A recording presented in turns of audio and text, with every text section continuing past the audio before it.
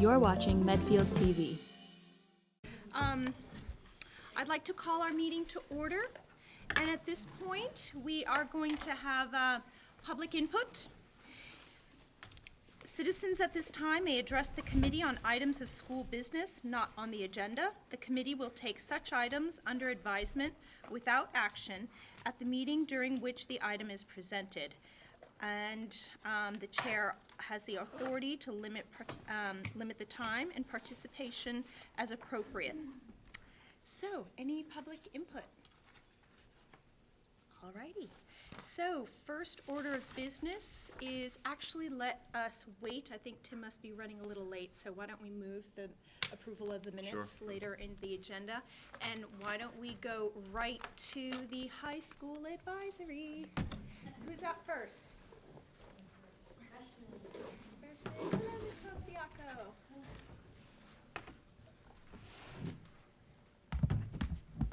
Hi, my name is Elizabeth Panciaco, and I am the representative for the class of 2023. So far this year, we have experienced our first pep rally and the freshman dance, which was a great way to start the year. As far as schoolwork goes, many people have found a good organization system and have gotten used to the amount of work we receive.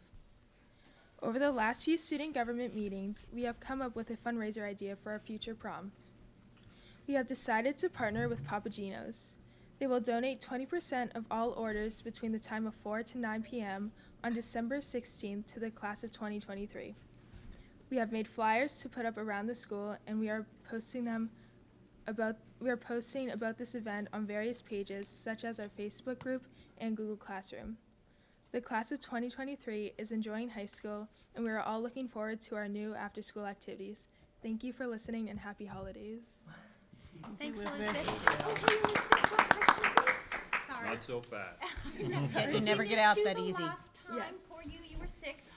Just how, in general, and I know you're one person of many, but how has the transition gone from 8th grade to freshman year for you and your pals? I think for everyone, it's been a really good experience. We learned a lot. Coming into that high school was definitely a big jump with all the homework we get.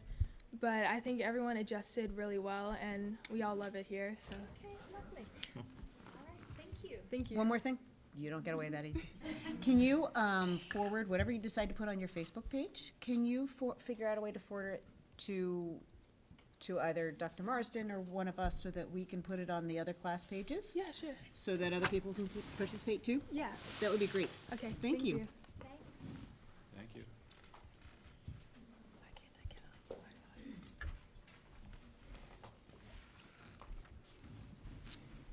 Hello, my name is Carrie White, and I'm the representative to school committee for the class of 2022. Since last time we met, a few things have happened.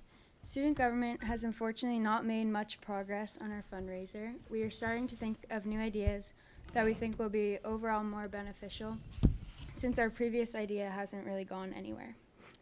We have gotten our grades input on ideas through our class Facebook group, so we've been looking into some of those, and we plan on meeting sometime next week to keep moving forward with things. Other than that, the class of 22 is doing pretty good. We just had the pep rally, which was very fun and started off a great Thanksgiving break. I know many teachers loaded us up with tests before Thanksgiving, so that was a little stressful for the sophomores, but we got through it and had a great spirit week and pep rally. Coming back this week, many students in the class of 2022 started off their winter sports, and tryouts seem to be going well. Lastly, I think I can speak for everyone in my grade that hearing Dr. Marsden's snow day call on Tuesday morning made our week. That's pretty much all. Thank you for listening. Well done, Carrie. Thank you. I happened to see Carrie over the weekend coming out of a practice, and she ran over to my truck to lobby for a snow day. So, good job, Carrie. I have a few points, the same as Carrie, of course, the snow day. But hello, my name is Eliza Varr, and I'm a representative of the school committee for the class of 2021. I hope everyone had a great Thanksgiving, enjoyed the few days they had off. Before Thanksgiving break, we had a pep rally. I know the juniors loved the pep rally this year. It was super organized, and the student council worked so hard to plan the whole pep rally, decorate the halls and the gym, keep the hosts a secret, and clean everything up. This week has been super busy for MHS. Winter sports started this Monday, but many people had a nice break on the snow day.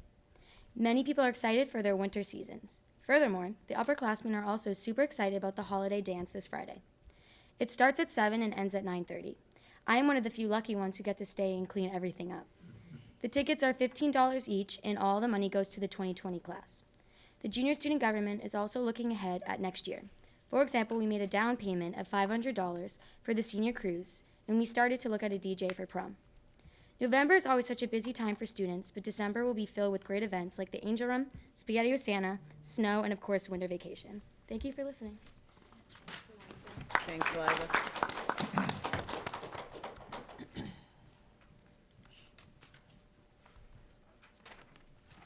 Hi, I'm Ella, and I'm the representative for the class of 2020. So as student government, like Eliza was saying, we've been planning for the winter dance, which is tomorrow. As for our senior gift, we kind of mentioned it last time I was here, but we were talking about greening the cafeteria, so working on making parts of it more environmentally friendly. And we actually met with a lunch staff member who had experience with that, and she gave us a sheet with all these different prices for different possibilities, like changing the silverware or the trays. So we talked a little about that, and as a class gift, we're talking about doing possibly one of those things, probably not all because it's very expensive.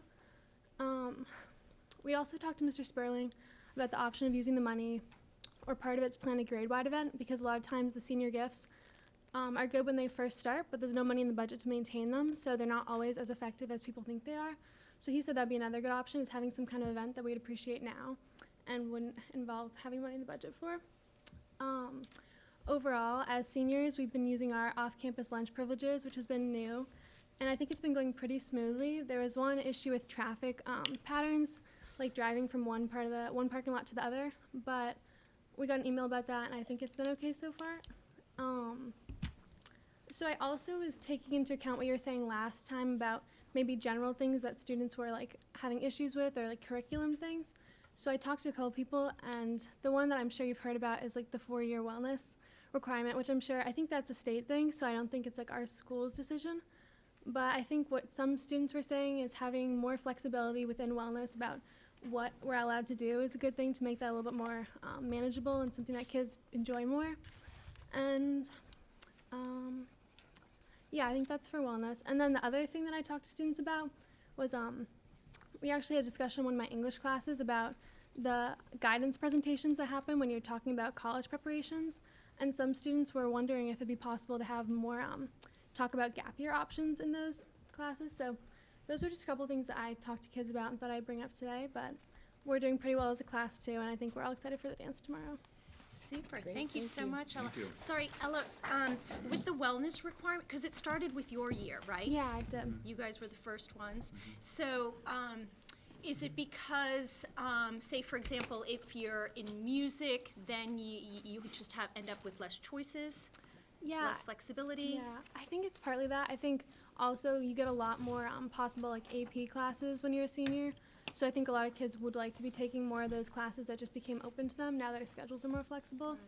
And I think the other thing is, like, as a senior, I feel like it feels like you should be done with wellness. That's just like, it's kind of similar to the past years. You're like relearning about things that you feel like you kind of understood, same concepts kind of again and again. So I think But that's do you part of it. think the wellness for seniors is totally different than from freshmen? Now you guys are moving into like big world problems. And are those topics, or is it still Yeah, rudimentary? I'm going to be taking it next semester, but I took it last year, and I think that what the teachers at least have said is that it's the same concepts that we talk about, but just in different ways. So I think it sometimes can feel a bit repetitive, but we're not doing the same activities every year, so a little bit of variation. I've heard that reflected from other kids too. Yeah. It's not necessarily universal, but I've definitely heard it before.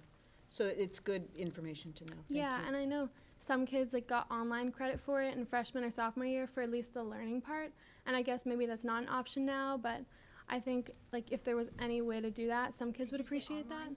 Yeah, like I had a Okay. friend who took it online. He didn't have to take it one year when he Right. was, I think, a freshman, but I think he has to take it now. I don't know. Interesting. All right. Awesome. Thank you very much. Thank you. Ella. Thank you. Very helpful. Thanks. National Honor Society presentation. Thanks, guys. Thank you so much. Thanks, Thank you. guys. Have fun at the dance tomorrow. Thank you. Wait a minute, Gail.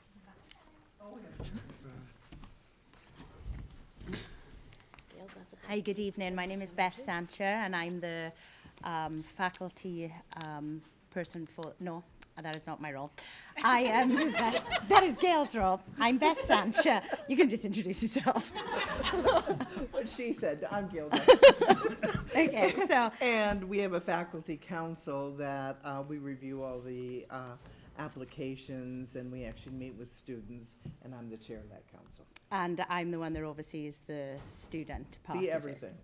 the other people. Okay, so, the Medfield High School National Honor Society requirements currently follow the 4 pillars of the National Society organization, which are scholarship, which includes the GPA requirements, service, leadership, and character. So Gail and I, over the past few years, have presented at several national conferences for National Honor Society. And after speaking with several of the advisors there, we noted that our GPA requirements here in Medfield were considerably lower than most throughout the entire country.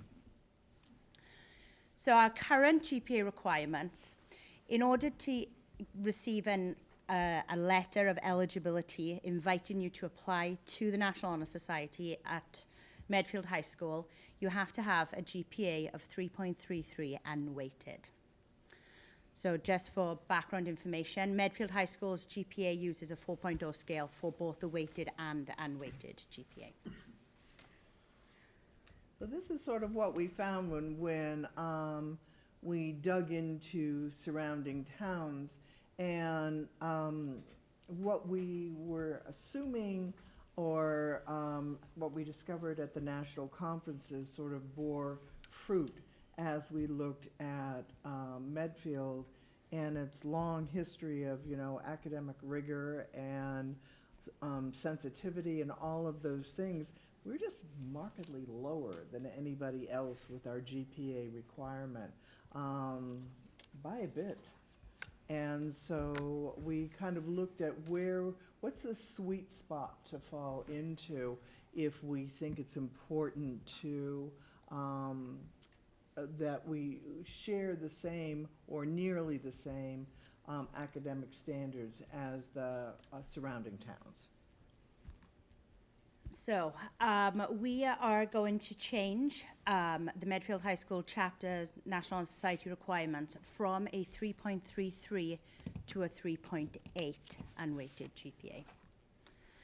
So we realize that this plan must be done sensitively and it cannot just happen overnight. So we plan on the students that are applying in February, the current sophomores, will still be applying under the 3.33 Right. So it won't begin until, the following year. So the Correct. current freshmen, the class of 2023, will be the ones that will be required to receive a 3.8 GPA. So we plan on sending a letter home to all the parents and guardians of the class of 2023, inform them about the change. We're also then going to move the induction evening from the spring of sophomore year to the fall of junior year. So we figured that way the students would have more opportunities to increase their service hours and leadership opportunities, which are the other important criteria on the application. And this also allows then for the sophomores to get a second semester's worth of grades to factor into their GPA to be eligible at the beginning of their junior year. So just some things to note. Students set to graduate in 2022. The current sophomores will be eligible to apply under the 3.33 requirements in the spring, and the current NHS students will not be affected by this change in any way. so this starts with the current freshmen, and we'll move forward with them at the 3.8 after that. Okay. So. Other than the part where we dance, we dance. Actually, you know what? I'd love to hear Campbell's response to this. What do you think of this? I'm just thankful I'm a student now, to be honest, because I wouldn't be in the society. I mean, I think that's a fairly large jump. Were you surprised when you looked at the I was area expecting towns? like, okay, 3.3, I could see bumping up a 3.8 is, I mean, also, because you said it was unweighted? Yes. Yeah. Okay, because I mean, my question is wonder why you go off of a unweighted system rather than a weighted. So that's a good question. The reason we go off of unweighted as opposed to weighted is because weighted counts more like AP honors classes. Unweighted allows for students in C2, C1 honors and AP classes So to we'll get get that a GPA. broader swath of students that will be eligible to supply at the course. to apply at unweighted. I mean, I understand that. It's just from someone who takes not a ton of APs, but a few and a few honors. Mm-hmm. It is harder to achieve a 3.8 GPA as an AP and honor student than someone who would take all C2 or C1 classes. So I think this is just my input. I don't know all the information. I haven't done all the research behind it. I just see maybe, I don't know if it's which system is better. You definitely know better than I do. But from someone who has taken AP and honors classes, it is a lot harder for me to achieve that 3.8 GPA rather if I took all C1 or C2 classes. But would it be to your advantage, though, by going with the unweighted? Oh, no, I see what you're No. saying. No, it wouldn't. The weighted counts for a few Yeah. more points. Beyond just the fact that the other towns are higher, what is the impetus for Medfield changing it? Do you see like there's too many people applying and you can't whittle Not it at down, all. or- We do have a large number of students who do apply and are eligible, which is fantastic. But in all other facets of Medfield, we hold ourselves to the same standards as these schools. It seems It just seemed out of sync, to that tell you the truth. And we know there'll be that, I always say that that change, if it had a sound, would be the sound of Velcro ripping. And there'll be a little Velcro ripping. But is at first. 3.8, is that highest honors, or I'm not even, is there an honors and a high honors? I We just, don't even- 3.8 is just such a huge jump, I just Yeah. need I'm not it. actually worried about the jump, although I do think it's significant. And I am, as I looked at this and Impetus for watched it, and I've seen, kids on the front page of the paper, and these are really great honors and benchmarks for kids to look towards. But at the same time, I'm wondering, does this actually align with what we're trying to accomplish with challenge success? Is there a reason that we are deciding that 3.8 is now the higher bar that we want our kids to meet as opposed to a 3.3 or a 3.5? And I guess I have a real question about that. Okay. So, I mean, I don't know if I actually have any But I think anything that we impetus do into with this or not. grades, anything with grades is gonna conflict with some of the stuff we talk about with challenge success. Right, No doubt so about it. that ends up being really a mission issue, right? That ends up being, are we doing the best for our kids' learning, or are we just trying to be like the rest of the communities around us? Right, because I think that's that what I that's was part of getting the at, my thing question. that ends up building over and over and over. Okay, I don't understand the pros and the cons. I'd arbitrary. be interested to hear the pros and the cons of why you do it. Right, I understand what you're saying, hey, we should be on par, But I but think, in challenge success, I think sometimes people just think that's just looking at the grades, right? And we're gonna redefine success by not looking at grades. And that's not the case. No, You know, and it's that's not not the case actually what I'm entirely. saying, but what I am saying is that it again puts kids into competition with each other and ends up adding more pressure on top of the things that we're already asking them to do.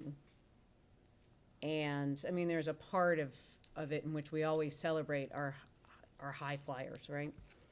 But if you have kids who are making the requirements, whether they're in C1, C2, honors, whatever, I mean, every child deserves to have acknowledgement for their best work. Right. So now if we're then kind of pumping up the grade requirements, then you end up kind of, a lot of kids might say it's out of reach before they even get there. Yeah, Right? you end up putting it out of I'm curious reach. what the pros and the cons are. I'm not gonna, I'm sure you did proper There are analysis. I'd just be so many curious what they ways. are. Yeah, Well, on the in flip Medfield, we work side, really what hard I've at getting kids to heard is achieve. that, these kids come out with very impressive resumes out of Medfield. And what I've heard from a lot of kids and parents is that because our criteria is on the lower side, that it's not valued as much, and this is just what I've heard from parents. I've had a kid go through this, so he was thankfully under that, but he just said it doesn't, to him, and I'm sorry, I don't mind to insult anything, but he was like, everybody gets on this, Well, and so our what does average this GPA, mean? and I don't have the statistics at my fingertips, but our average grade It's a large at Medfield proportion, High School 'cause if- is a B+. I'll be honest with you, B plus. So if our it's kids right are in working there. that hard, don't they So deserve? it's, that our grades are already pretty high, so that I don't have the numbers of students that have a 3.8 unweighted, but I can certainly get those statistics for you if you want. It's pretty high. I think it's a continuation of what we did at the middle school, and that was 5 years ago with the honor roll. I mean, Nat's point during that whole thing, and that was not the most popular decision in the world, was that, is it really an honor roll when 92% of the kids are on it? And I think we had that same feeling here. Is it really a National Honor Society when the actual event takes forever because there are so many kids that are going through it? It really isn't really a National Honor Society. It becomes more of a who's not on it than who's on it. So to Right. speak to your point, there's more of a discrepancy of students, I didn't get invited than I did. So there's not that distinction. Is there like a target number or a percentage you go after? Not at Say like all. in the old days it was X and then No, new days. not at all. Campbell, you had something? Oh, yeah, so I definitely see what you mean by like kind of the feeling is being in the National Honor Society doesn't hold much of a weight. And I think that definitely is true, but it is also a whole national society. So even though I felt like I was one of most of the people in the school that got into the society, it was still a big thing to put on my college resume that I was on National Honor Society. So even if in Medfield it doesn't hold the same weight, through the nation as a whole, it still does add something that sets you apart from someone who might not be on it. Mhm. So in this community that has really good grades, a B+ average, and a really good school, it might not seem something that's that special or that unique, but I think in the nation's level, it is something that does set you apart. And I had just two questions for Yeah. the sake of one, and I think you alluded to it. What is the total population today, like numbers-wise, and what percentage wouldn't be a part of National Honor Very much Society today at Medfield High School? Yeah, under the new rule. I feel like I need some more numbers on We started meeting on this. this last spring, and we went through all that. I mean, we don't have all that, they didn't bring that with them, but we went through all that data. We had the And list of we had kids the that head would of make the guidance with threshold, us who there, wouldn't, yeah. went through all that with them. And although you're invited, you don't necessarily get on it. Correct, that's the other part Because of then it. there's a leadership piece, the service hours piece. So just because you have a 3.3 does not mean you're automatically Right, on that's, it. it's just Right. you're now eligible to apply. It's kind of like the invitation to attend the party. So how are we with hours with the surrounding schools? So, because I just quickly popped onto Westwood and I saw they've got 30 hours, 10 has to be within the school, and 20, community-wide. So is it just the GPA or is it? So we're just Service. focusing on the GPA. Okay. Service-wise and leadership-wise, we do very, very well. Our Yeah. numbers for service are at 20 hours, but I would say most of the students far exceed that. So to sure. change that Yeah. wouldn't. Well, but I also think that speaks to, how does it compare to other towns? If we are doing a comparative analysis and that our grades are not high enough to be comparing to Dover Sherburne, which I have a kind of philosophical issue about that, and I'm sure you're picking that up. And I am not really that person who fights against this stuff much, but how are our service hours? What are our leadership hours looking like? What are They're very those comparable. metrics? So Those are they are comparable. more Yes. or comparable. Yes, as is our application process. Our application process is very comparable. Like, we have students write their essays. Some schools have students make portfolios and get teacher recommendations. We have teacher recommendations, but in a different forum. So in all other facets, we are very comparable, except for this. The question I had about this too is Yeah. some of those are on a 5-point scale, and so I was going to say, It's a little can we get apples that and normalized in some method so that, because right now we can say we're going to go to 3.8 next to Needham on a 4.5, but what's really Needham if you have to cut off 20% of that. Is that a 5-point scale, or is that a weighted? So for You're actually, weighted 4. for Needham, it wasn't specified when we try to get the I know information. Sharon's a That would be 5-point a scale, and we ran heck into of this a every time. way. With So the is national honor society, we had to run a Westwood. separate GPA for each one. Is So, Wellesley too? and that's why I'm gonna say that some of these are probably running on a 5-point scale, so we're not comparing apples to apples visually right now to say what are they really if they were on a Yeah. 4-point Really, scale. Yeah. So that's my. So as Gail mentioned, when we met with Dr. Marsden, Mr. Parger, Heather Mendoza, our assistant Stephanie principal, Worthley. and Stephanie Worthley is the head of guidance. So Heather was the head of guidance before she moved into the role as assistant principal. So both Stephanie and Heather are very familiar with the GPA workings of surrounding towns. So when we compiled this data, we actually polled 20 schools. These were the. I understand, but from Data's what you're incomplete. presenting us for data, we can't You're determine asking whether or basic not that's questions. valid, because I don't know what 3.3 compared to 4.5 is, because they're on different scales.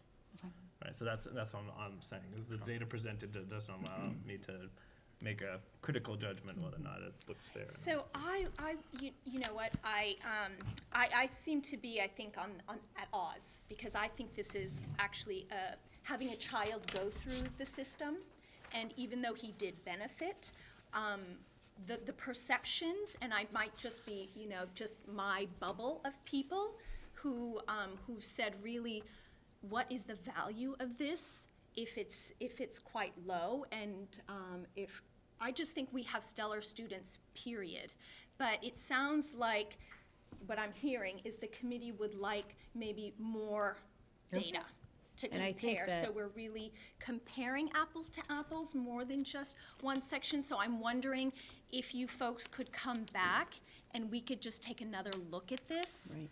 Sure. I'd like Would to that see be it, okay? how it's weighted in terms of looking at apples to apples. But I'd also like to know how many kids would not have made it in the last few years at a 3.8. And I guess what we really have to think about is 3.8 the appropriate jump, really. I feel as though that's a little bit of backsliding on what we say we want kids to do. And I think that we hear about the kids who are super achievers, or very high achievers, and we say, oh, the majority of kids get a B plus average. But that is not actually the case, right? There are many kids in this school who vary across the board. I imagine we have kids who could be a part of it, have been invited but don't, right? Or does everybody pretty much, I'm just Pretty curious. much those, if you are eligible to apply, so we hold meetings, we send out the letter of eligibility, and then I hold meetings just to run through the application, because the application is so rigorous that I want to make sure that they're clear in how to fill out the application. And we find that, I would say, of the, say, 100 students that are invited, I'm just giving you an arbitrary number, 98 attend those meetings. And then of the 98 that attend those meetings, 93 apply. The 5 that don't apply is usually because they don't have the service or hours. the leadership. So they already know that they They'll don't. apply next year. And how many, out of those who apply, how many on average get accepted? You would know that. Most of them, I would say. So we have rough, and how many? At the how many moment, how many at the do moment, we have rough? 165 members. Okay. So that is over a course of 2 grades. So it's only the current juniors and the current seniors, Okay. because obviously we haven't done the sophomores yet. So of approximately 380 students, 165 are in the National Honor Society. So around 55% or so. Right, and then there are those then that didn't get in and those that were eligible and chose not to apply, so. I have a couple of questions. With the, the patch put out the Medfield High School honor roll. So what's the criteria for high honors and just honors? Robert? So I'm wondering if high honors is 3.8? I don't think that's not something we speak to as. No, so I was just wondering That's what I was if trying to that- get at. I think if we're that looking at coincides. cohesion Yeah. of what we're asking kids to be. Can I just point out something really quick on the tails of what you were saying about challenge success? But this is going to affect only the freshman class. Moving Correct. forward, All right, yes. now the freshman class is a class, and Nat can back me up here, who has come completely through Blake with standard space grade. Okay. Science, their first year. Help me out here. Okay. All 3 years, just science. And then a smatterings of None English, ever? and no social studies. Okay. Maybe as far as a couple units, Okay. but that was it. All right, well, Term 3. they've come through and now they're in high school. They're being graded and there's a struggle.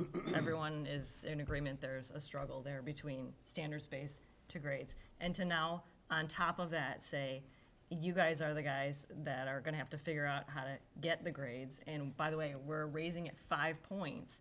Like, yeah, there's gonna be a little pushback. Don't you see that be kind of fair, that they would be upset about that? But I think if, to speak to your point, if we raised it by 2 points, there would still be that statement to be made. Anybody that comes through the middle school and then comes to the high school, if we change it at all, is still then held to a. True. You have to change it. True. So they would be, from your perspective, I at a just don't see the connection disadvantage. with standards based in that. I don't see it. Just so I- the stress, I don't I'm see talking it. about the challenge success stress. Yeah. That we're learning to learn, okay? We're learning to be leaders, we're serving others, and all of a Sure. sudden it's like, oh, and you can't do And this the other because you thing didn't we're- achieve this high grade. We're But not if saying the that they high have grade is to just either. leveling it to everyone else. I mean, it's not like, To who? The surrounding towns? Well, we don't, yeah, I mean, I think if you look at, the folks that we like to compare ourselves in this community to, Yeah, but that's what we can't really tell from that. Yeah, so I think we're gonna come back to that, right? And I think, but I I mean, we just. went through all that, like, we did all that work. We just Yeah, don't have it with us. Yeah, so. so No, if you so- could just bring Yeah, it yeah, the next I just time. didn't- I'm you know, saying, because I think there's the qualitative, which is we're asking for more, but I just speak, I don't think, I'd love the conversation, but what were the pros and cons that we talked about? Yeah. When you looked at it, it would be worthwhile to say, okay, it makes sense. Yeah. And that would be fair, I think, to say, that would be helpful. For sure. And one other question, and this was, because kids who volunteer for me in other places, I'll say, keep a notebook, write the date, the contact person, just so everything's ready once you get that invite. When do the kids get introduced to the idea that it's coming up? So I met so after our meeting, so it was last spring, after our course of applications had run, I met with every single freshman last year. I went through all of the English classes and went through the application process with them. I showed them what the form looked like. I put 500 forms outside my door. So instead of them having to keep a notebook, they can already start filling out those forms. Okay. So that they already know. And recently there have been some requests for service hours for, Tracy Allen contacted me and said, hey, we need 30 people to put mascara on the students at Frozen. Yeah. So I sent the email out to all the National Honor Society members, but I also sent it out to the entire sophomore class saying, hey, if you're looking for service hours, this is coming up in February. Miss Allen's looking for people on these dates. Start Great. signing up. Tomorrow night with the holiday stroll, we're in contact with the Coalition for Courage. Again, I've sent it out to all the sophomores. Hey, Yeah. we're looking for people to man tables. Can you help us out? Yeah, perfect. And I think another plus is that you are extending the Right. criteria gateway, so to speak. So, yeah, if you don't mind coming back. Sure. Do you have a timeline for us? Because obviously we want to get this information out then to the freshmen if we're going to go ahead with it. When would you like this What's your data? timeline for the freshmen? We wanted to let them know as soon as possible so that they're not in the position where they're. I mean, we have all this stuff, we just didn't bring it because we didn't expect We to have get a into meeting on the weeds that, so I 19th just of this month. have it all. Okay.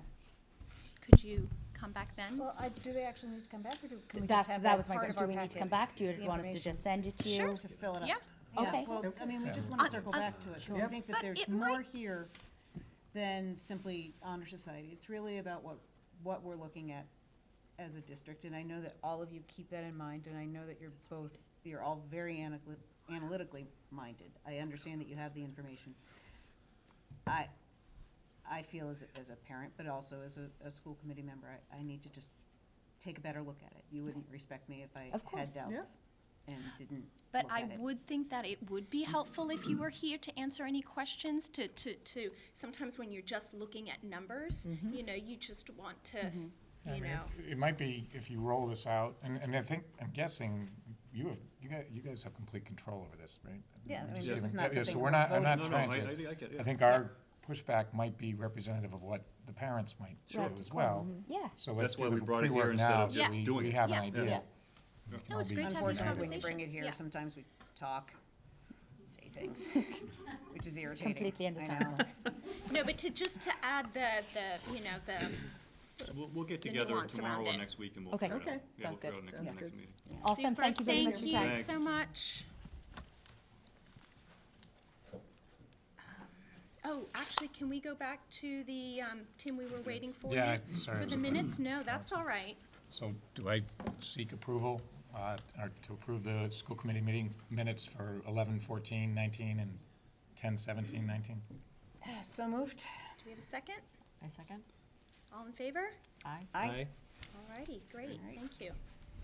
And, R&D, summer of 2019 R&D. You brave enough? Come on up. Who's up first? Hey, Christine. Hi, Ron. Hello. Here we are again. It's my pleasure to introduce a second round of R&D summer projects. As I presented last time we were here, I gave an overview of R&D in terms of what it represents, and I do want to take this opportunity to really stress that it's multiple pieces. Not only is it to focus on a specific project and allow for reflection on where we've come and go forward, and also, of course, to kickstart new projects. I'd really like to stress the professional development aspect of that. All these teachers, not only the teachers here, but also the number of teachers, as the slide says, 58 projects were submitted over the summer. This is a demonstration of teachers taking a project, really unpacking it, thinking about how their individual work and their projects over the summer is going to impact our students, the curriculum, the overall school itself, and then working together collaboratively to deliver that. So I really want to applaud them. There's so many that we could have presented. We narrowed it down to 6. So we had 3 last week, and then 3 more this week. There were just so many to choose from, and just wanted to give the opportunity. So I have 3 teams here. Thank you so much for coming. I'm going to introduce each group one by one. And the first group I'd like to introduce is the preschool report card revision group. Would you like to come up?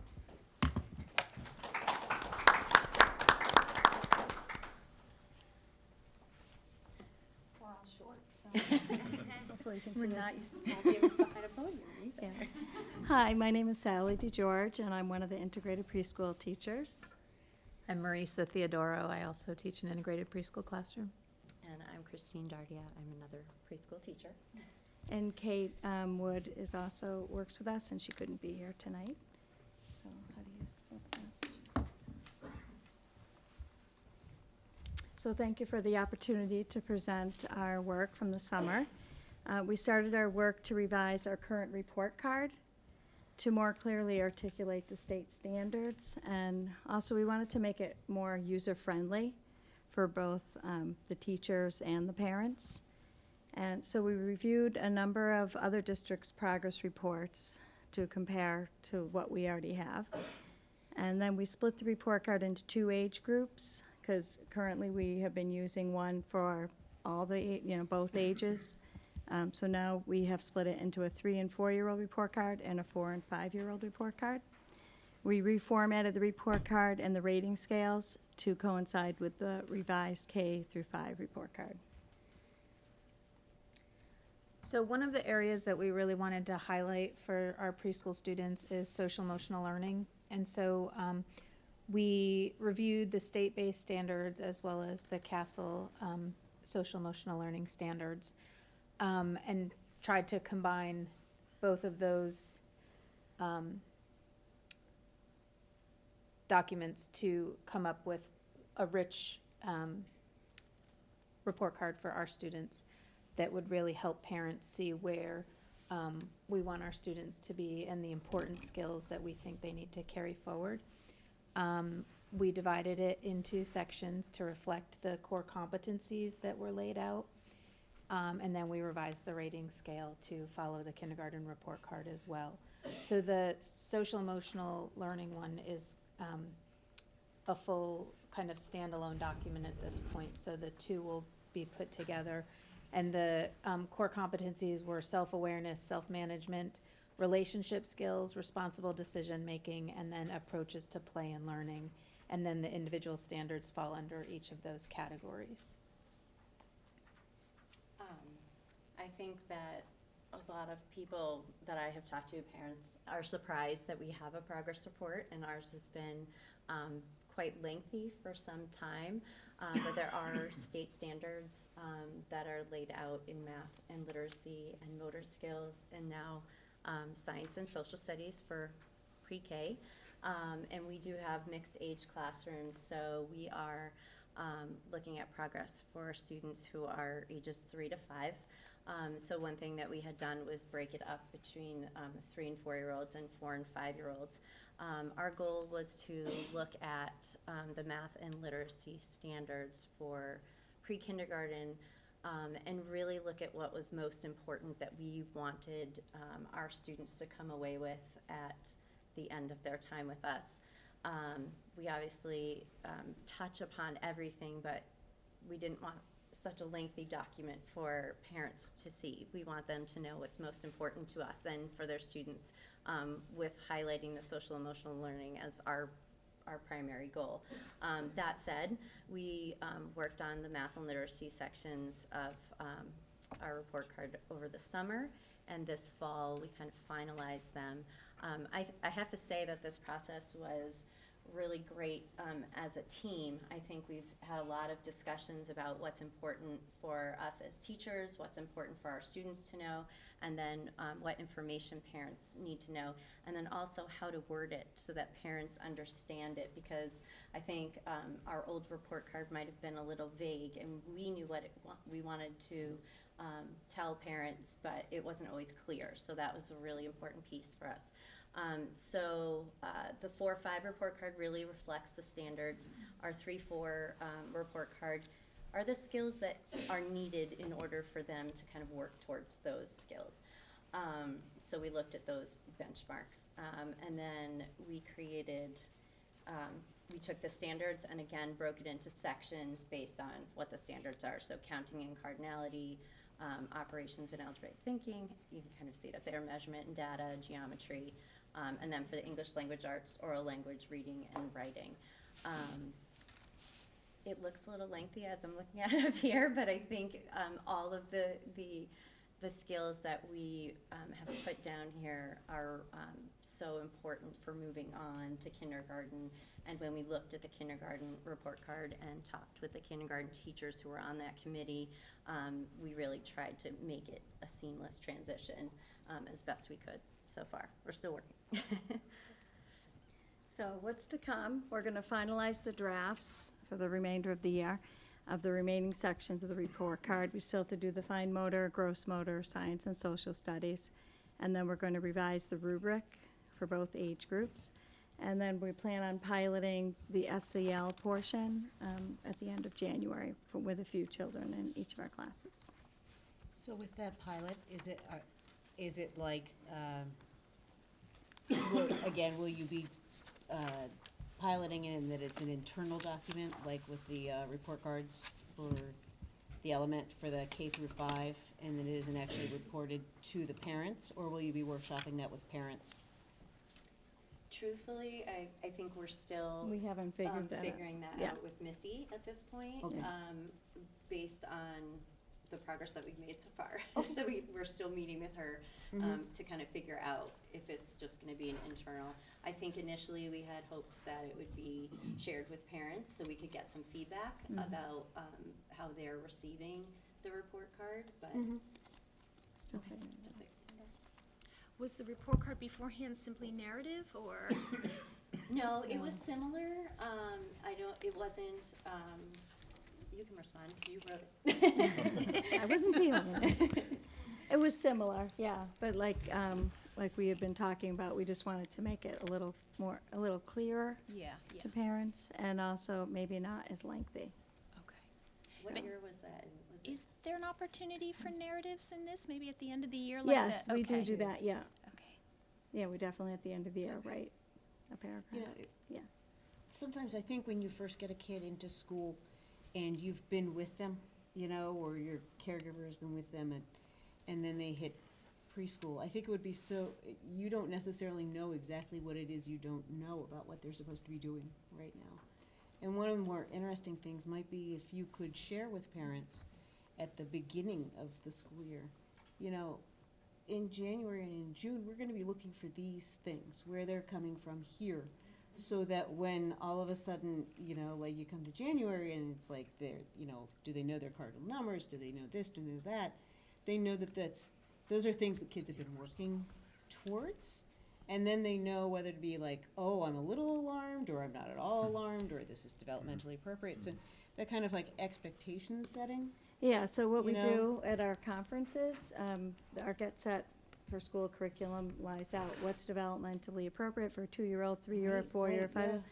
So we give that to the parents for Yeah, math, yeah. literacy. And I think, you know, Right. like, kind of preloading that information, like, Yeah, yeah. you know, like, I'm gonna preview this assignment to you, much like we would do with our kids, Yeah. right? Like, we preview it, and then we show them, and then they, you know, and it kind of helps parents once they're releasing their children to us, which Yeah. I know is such a step in the dark for so many people. Yeah.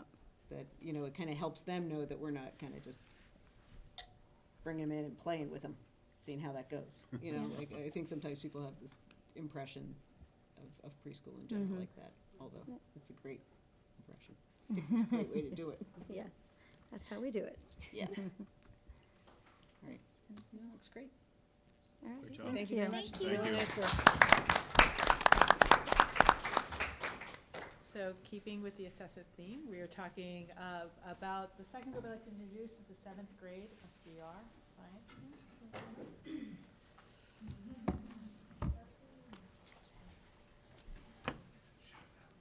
I'm Judy Silva, 7th grade science. I'm Julie Delzell, 7th grade science. Kristen Bewley, 7th grade science. So we were very thankful to be able to have our time, our summer time, to do R&D. We were working on identifying skills and aligning them. We were working on articulating the expectations and development of the science and engineering practices, developing benchmarks, which is going to allow parents to see exactly where we hope their child will be at different points throughout the year, documenting how we're going to use content to support the development of the science and engineering practices, and developing a new, streamlined, a little easier to understand, reporting card and gradebook in Google Sheets. So our first standards-based reporting card was quite the document. It had 7 learning skills, which all of the students were assessed on their standards-based reporting cards. It had science and engineering practices, 8 of them, and all of the content standards that the state has for science in 7th grade. It was cumbersome, no doubt. I think it was probably difficult for parents to follow, and at times kind of hard for us to figure out exactly where an assessment would fit in to the reporting card.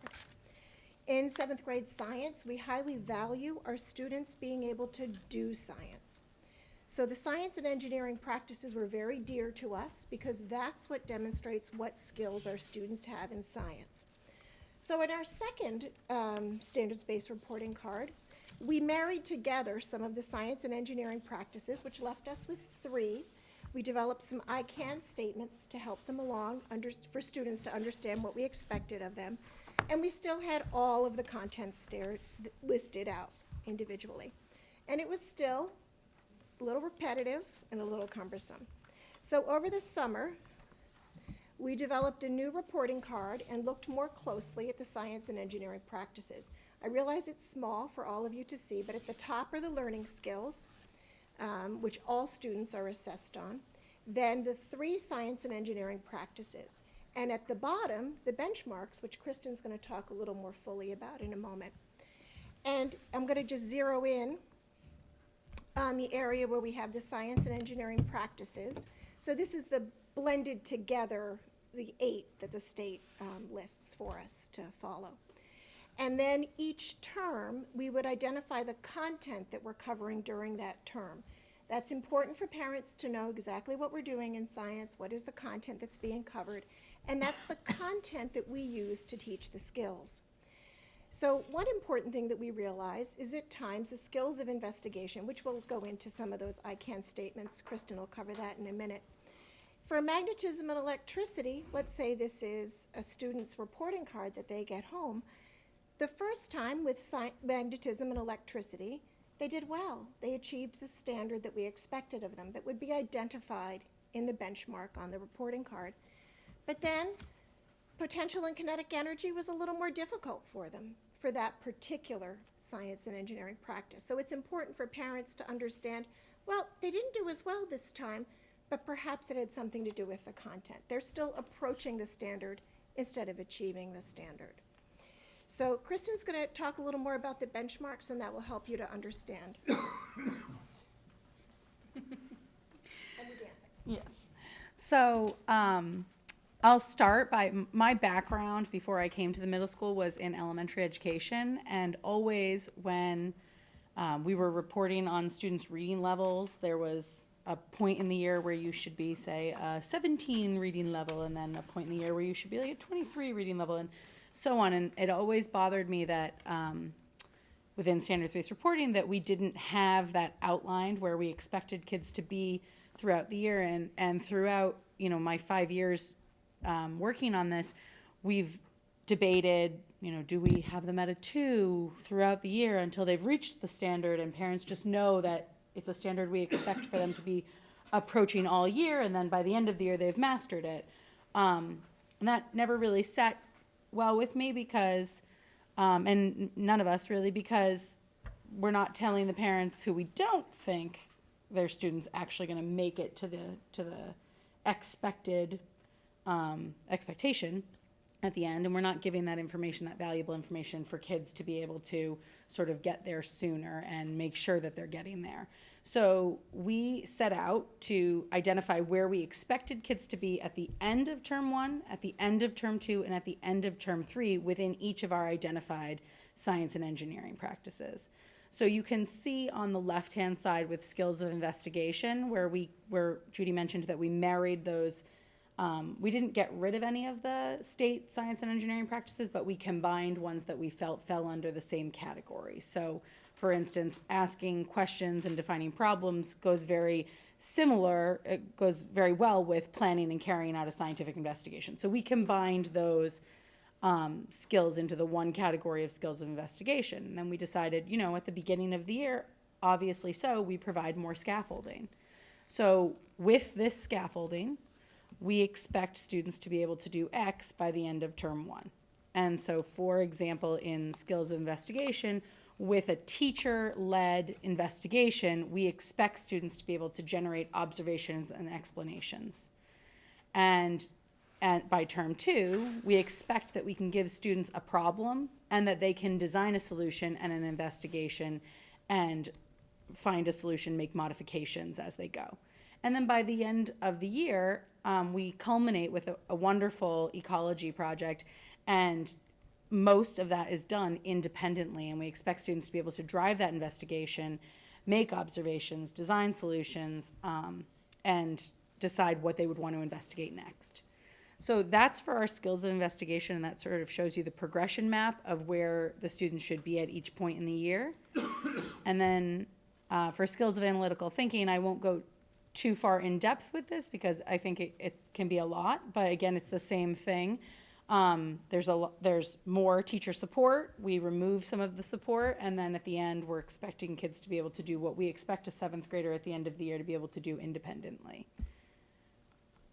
And then finally, with skills of evaluating and communicating, I think while we feel that the content falls into all 3 of our skills of investigation, it most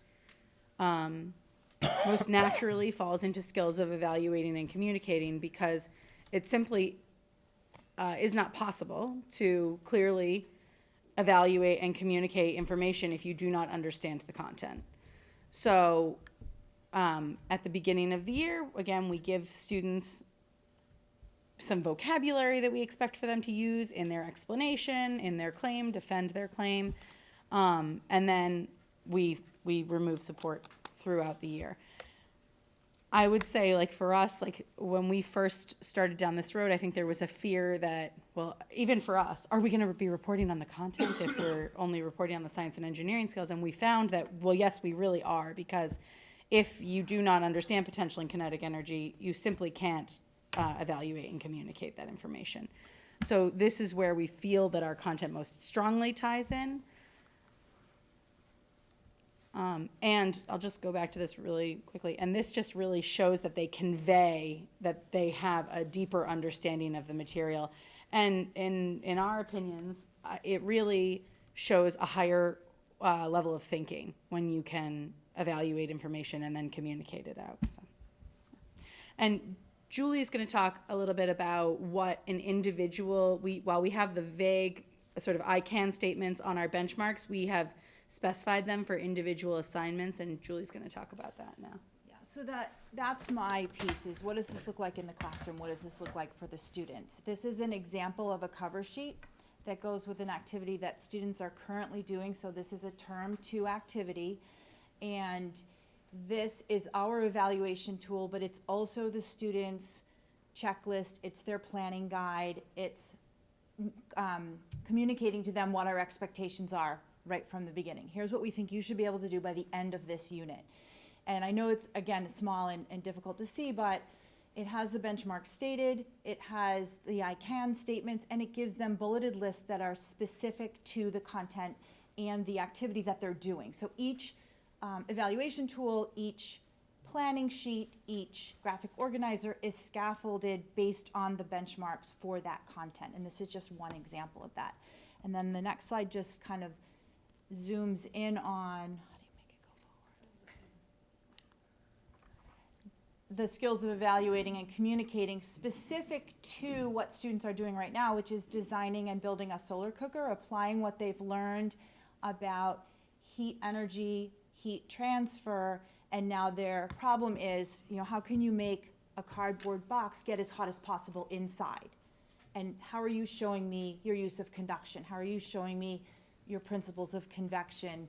You know, where's the radiation in this example? Are you using insulators? So in this clearly evaluating and communicating piece, it says, you know, I can communicate understanding of thermal energy principles as they apply to my solar cooker design within my presentation.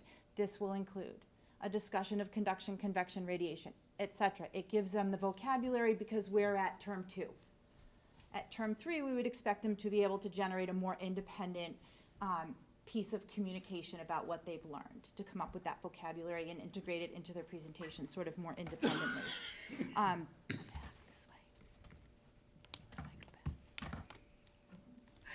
One of the things I wanted to say about this evaluation tool also is that it gives us space to, you know, provide students with feedback, to give them notes and information about what they're doing well, but also provide them with sort of a roadmap of where they need to go to meet the standard from where they are now, or how they met the standard and what are some specific examples about that.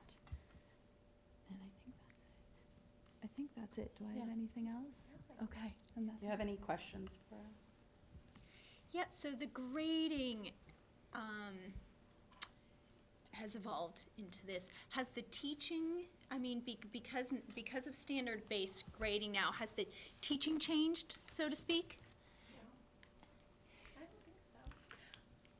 I would say that for me, my teaching, the instruction of the content hasn't changed at all, but the type of scaffolding that I provide as far as what my expectations are much clearer.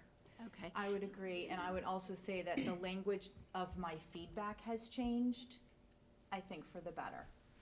And have the students over the years reacted differently to letter grades versus this kind of grading, their attitude towards science, their motivation towards science? I've done surveys. I mean, I know it's anecdotal, but. I've done surveys with my students and asking them that question, and no, it doesn't change.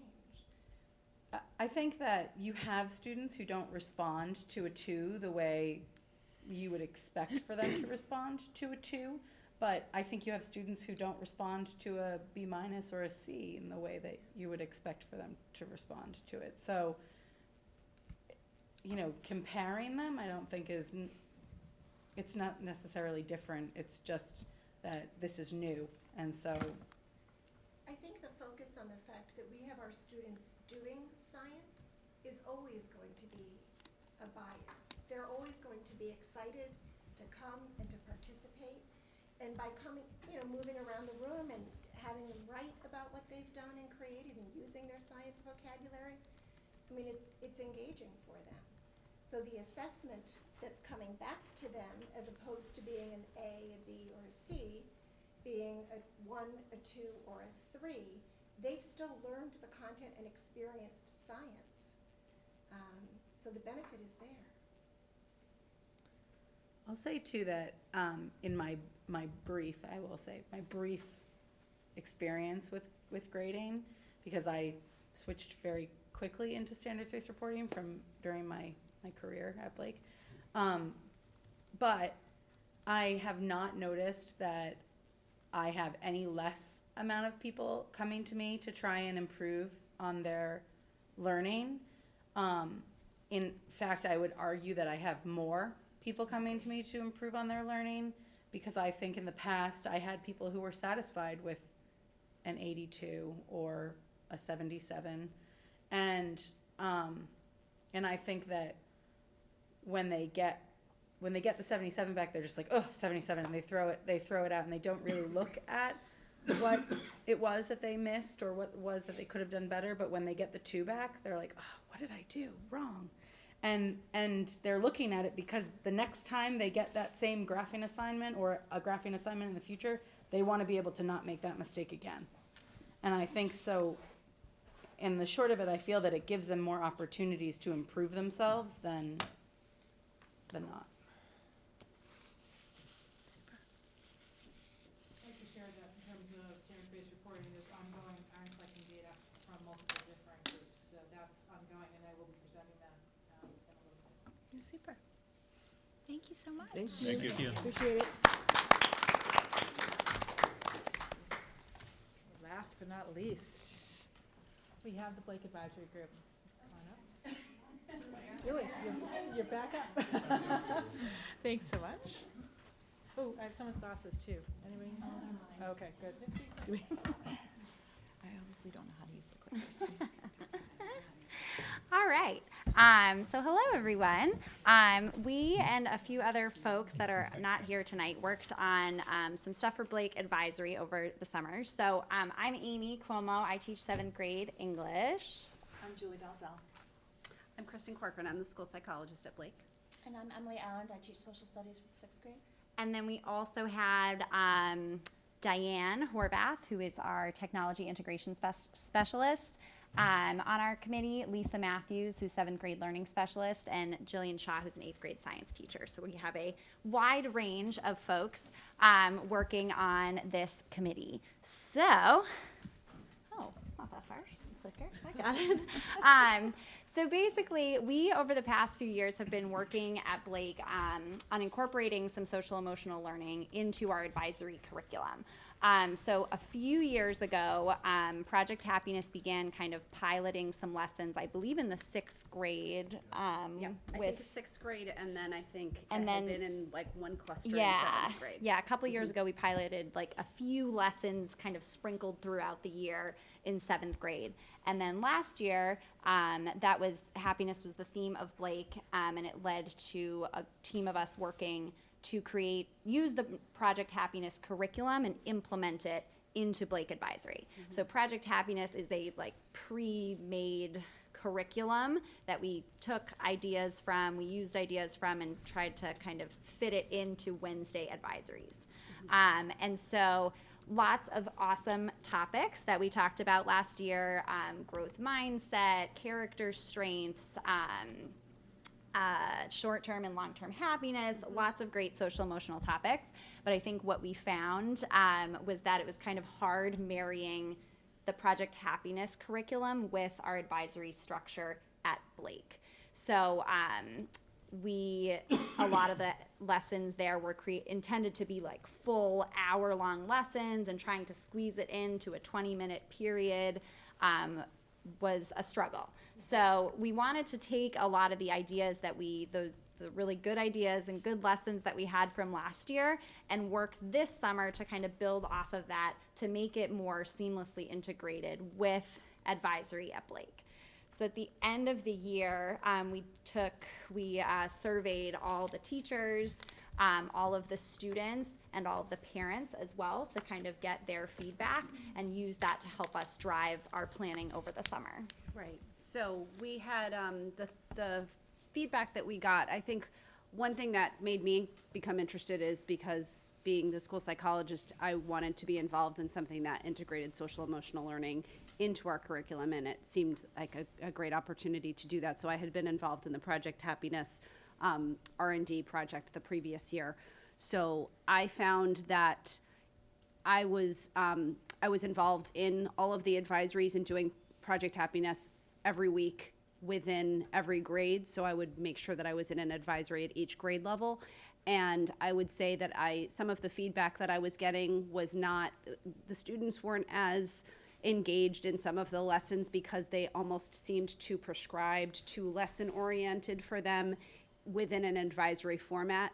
And I think some of the teachers felt that way too. They said, I feel like the students aren't gaining as much from this. It's not as interactive as we would like it. And it's kind of going against the advisory feel that we're looking for. So that's when we had asked for the feedback, and we got some mixed feedback from everyone. But we really wanted to make sure that we were considering the feedback and what were the key things that students were looking for so that we could maintain the momentum that we had with Project Happiness, but maybe go in a different direction. So the different themes that had come up were that people were looking for. We're continuing to do some things around team building. Both mindfulness and stress management were different areas. I would say we're sort of mixed on those areas that students wanted to be involved in, because many students had identified that they had stressors that they wanted to try to figure out how to manage, and mindfulness was something that a lot of teachers utilized, and it was also part of the Project Happiness. Every lesson began with a mindfulness activity, and learning how to better manage study skills and organization. So those were areas that we tried to take those major themes and figure out how are we going to address these in our lessons. So each member of our group chose a topic to research and develop for advisories. So team building, we came up with activities and research and data.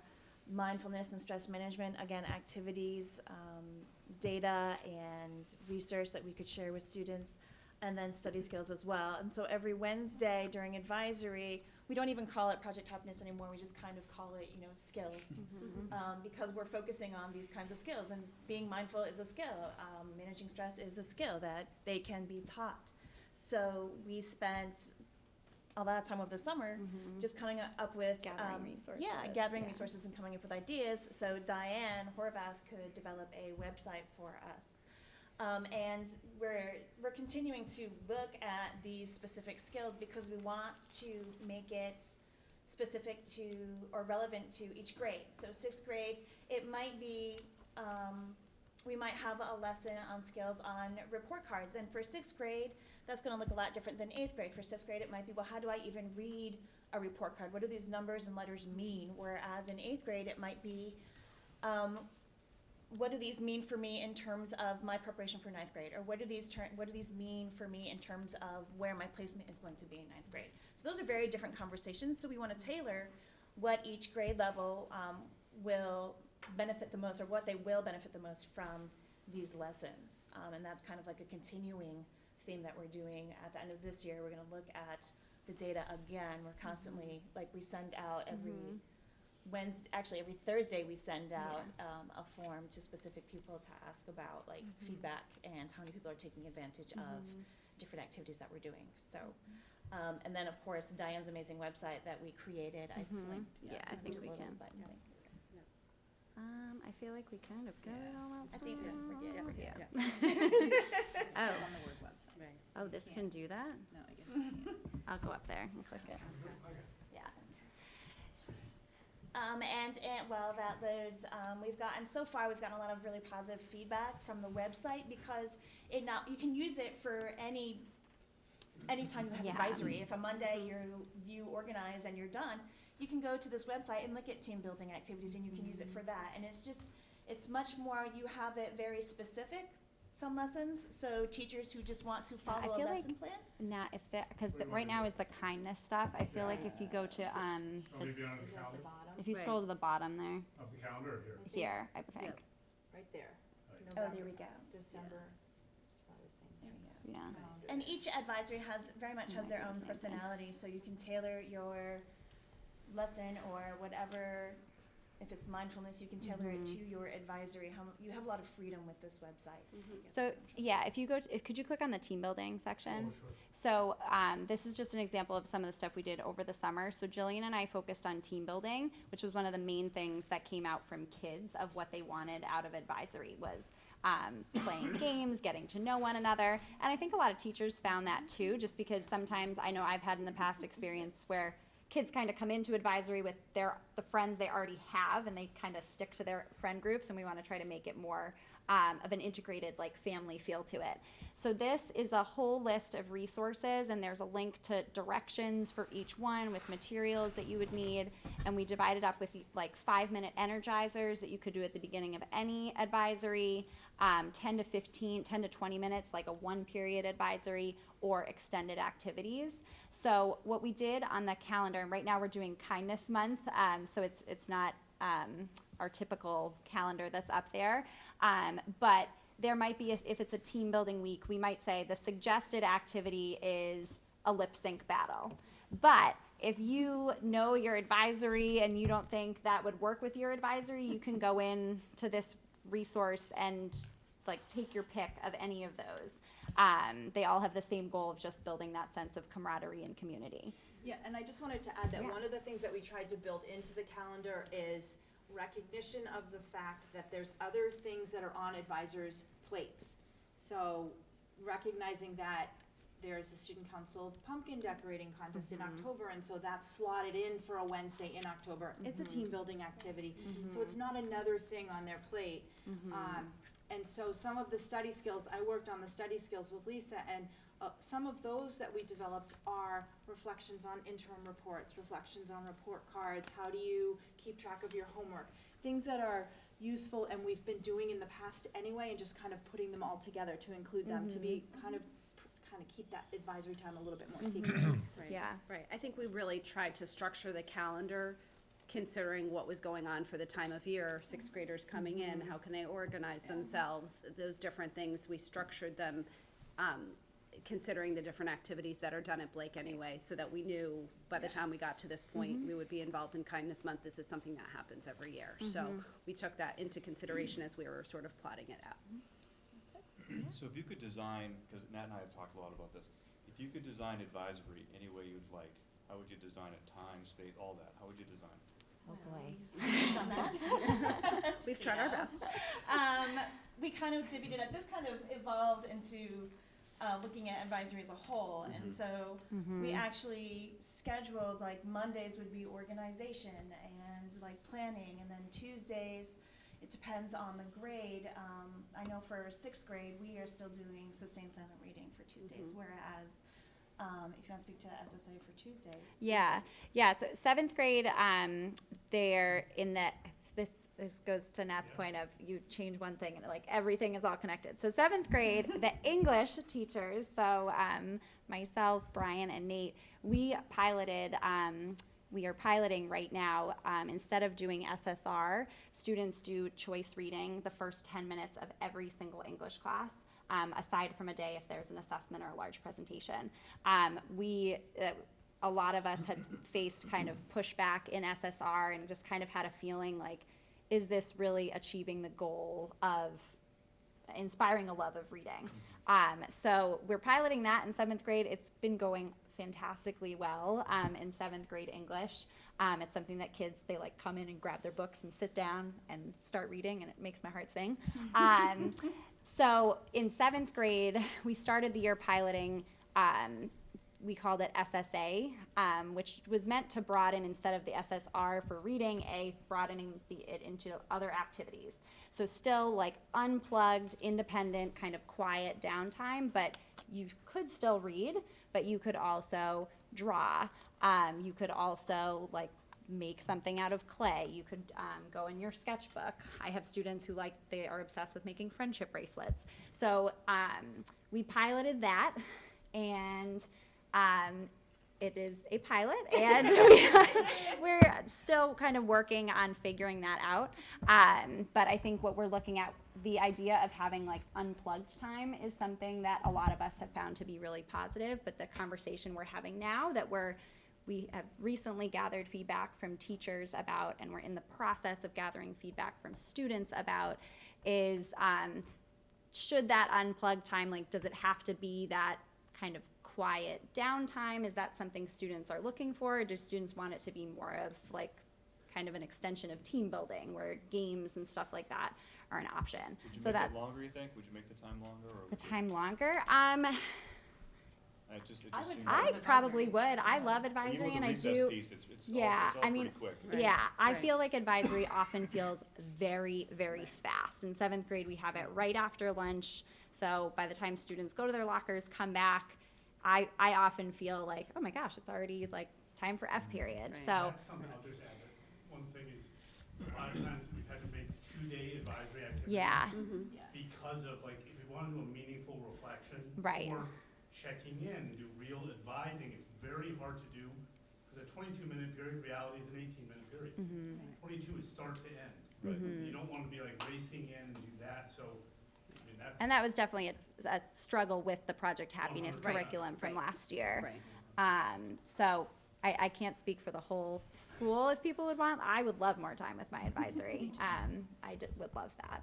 But then Wednesdays we have our skills day where we focus on this website, and Thursday we're actually trying something a little new. We call it TWIN. What the acronym stands for, Time to work independently. Time to work independently, and we're treating that almost as a time where they can work independently on homework or study, which is the first time we've ever done that. Yeah. Or unplug and do something quiet. Yeah. And it could be also on the Thursday, so we're trying it out in the new year. In the There's that piece of too, it's this balance of, we really do feel about non-screen time is really important. And that's a hard piece to do when you're in a one-to-one environment and allow time to do homework. Right. Because it's like a mixed message to say, you can't do that, but almost all of their assignments are on Google Classroom.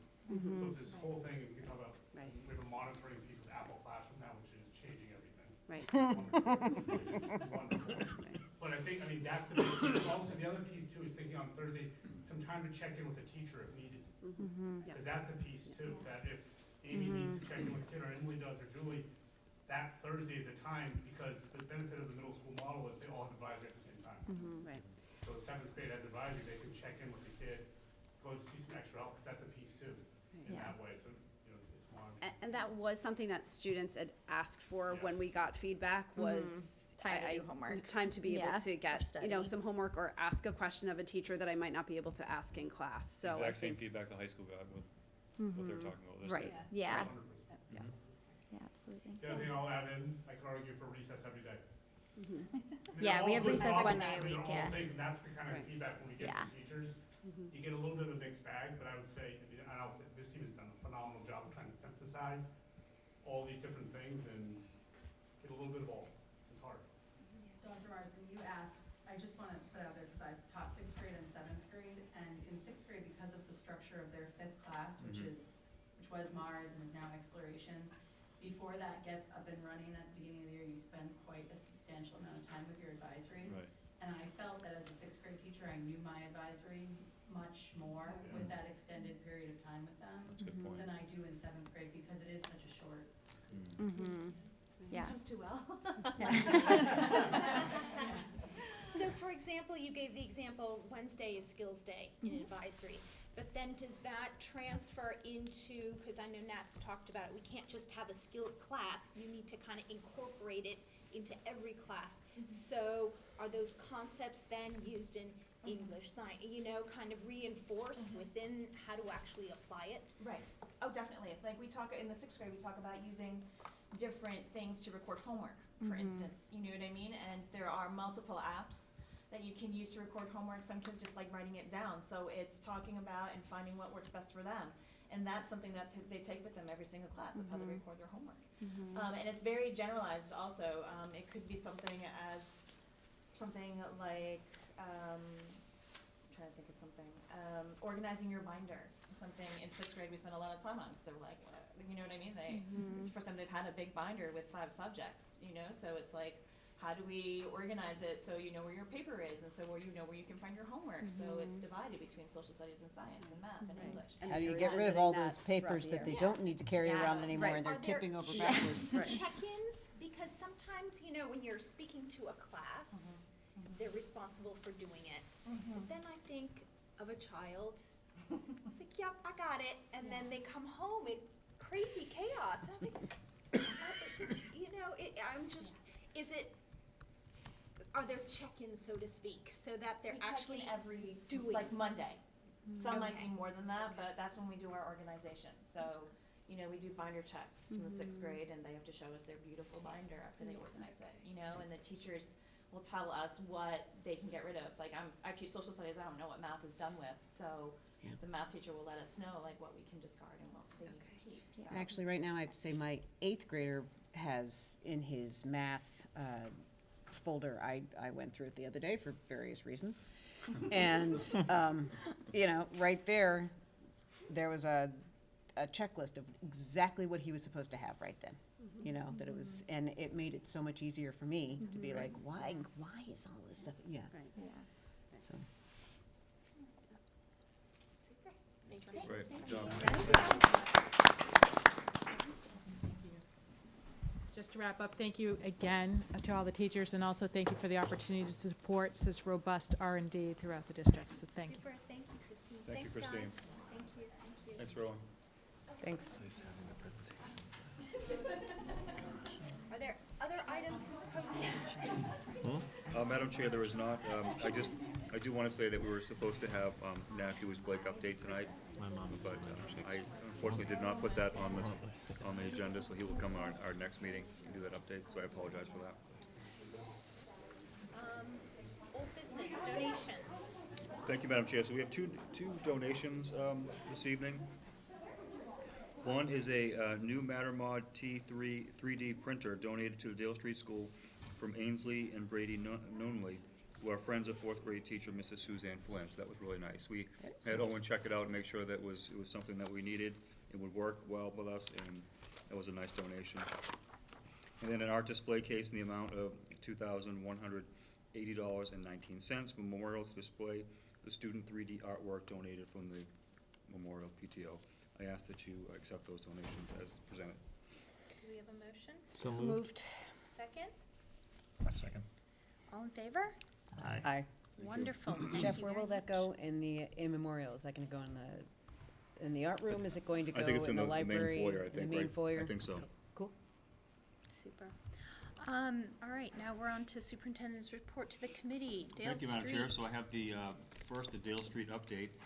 Yesterday, we had our leadership visioning session with the Dale Street, looking at the priorities for the project and what we see are important things that, and it was attended by members of the school building committee, our OPM, and also our architects, and a couple of teachers too, and principals. So we wanted to get a sense of what people were looking at in terms of what their priorities are for a new building. I apologize for this, but I can't, my throat is, so. It's all right. I have to keep this in my mouth so I can speak tonight. David Stephen from New Vista Design was there. He did all that. Did a great job with us. So he's also the person who's gonna be doing the educational visioning session with the community on Monday night. I'm gonna send out a reminder tomorrow. We sent it out last week, another reminder tomorrow for folks. So that's gonna be at 6 o'clock at the Dale Street School in the cafeteria, and that's from 6 to 8. So a very similar exercise that we did yesterday in terms of identifying what the priorities are for the district. So all this information comes together, and the architects take it all, and then they start to plan what their design might look like based on what folks have for prioritize. So is that the one meeting for the community? Or No, there- so Okay. we have that one, that's the first one. And then we'll have teachers and staff working sessions. There'll be 2 of those in January. Then there'll be a community forum again in January to get more input from the community. So we'll do 2 separate ones. We have our school building committee next week. And then as we're going through this process, we're required to develop an educational plan, which I will present to you in March. And that cannot be submitted until, to MSBA until you folks vote on it and approve it. Okay. So the goal will be to maybe do it in the second meeting in February, in case there's kickback of ideas you want to put in there, and then we'd have the March meeting to vote. So that's our goal right now. Okay. Also, what's going on right now is the evaluation of the available sites. As we talked about in the last meeting, MSBA requires you to look at the existing building and say, can you reno this? And they go through all of that testing and all of that. So the architects are working on that right now. They're gonna come on the 18th, on the release day, when there are no kids in the building, and all the consultants are gonna go in with our architects and go through that entire building to gather data. And then on the 20th, which is also a release day, they're gonna go through again, if they need to, additional time. And then they're gonna take all that information to make that determination and recommendation of whether or not we should keep the existing Dale Street, which I think they're gonna say no, but they still have to go through that process. And then there'll be another community forum in February. So we're looking at 3 coming up in the next 3 months. So there'll be lots of opportunity for input from folks. We're looking at doing some coffee shop meetings as well. So going to Blue Moon at a certain time, putting that out and say, hey, we're gonna be at Blue Moon, talk about the project.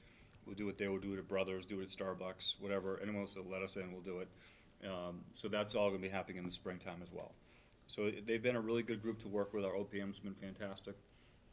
And architects so far have been great to work with as well. But I think that's, Leo, anything to add? I don't know if it's. Yeah, very organized. The process has been very well organized. Absolutely.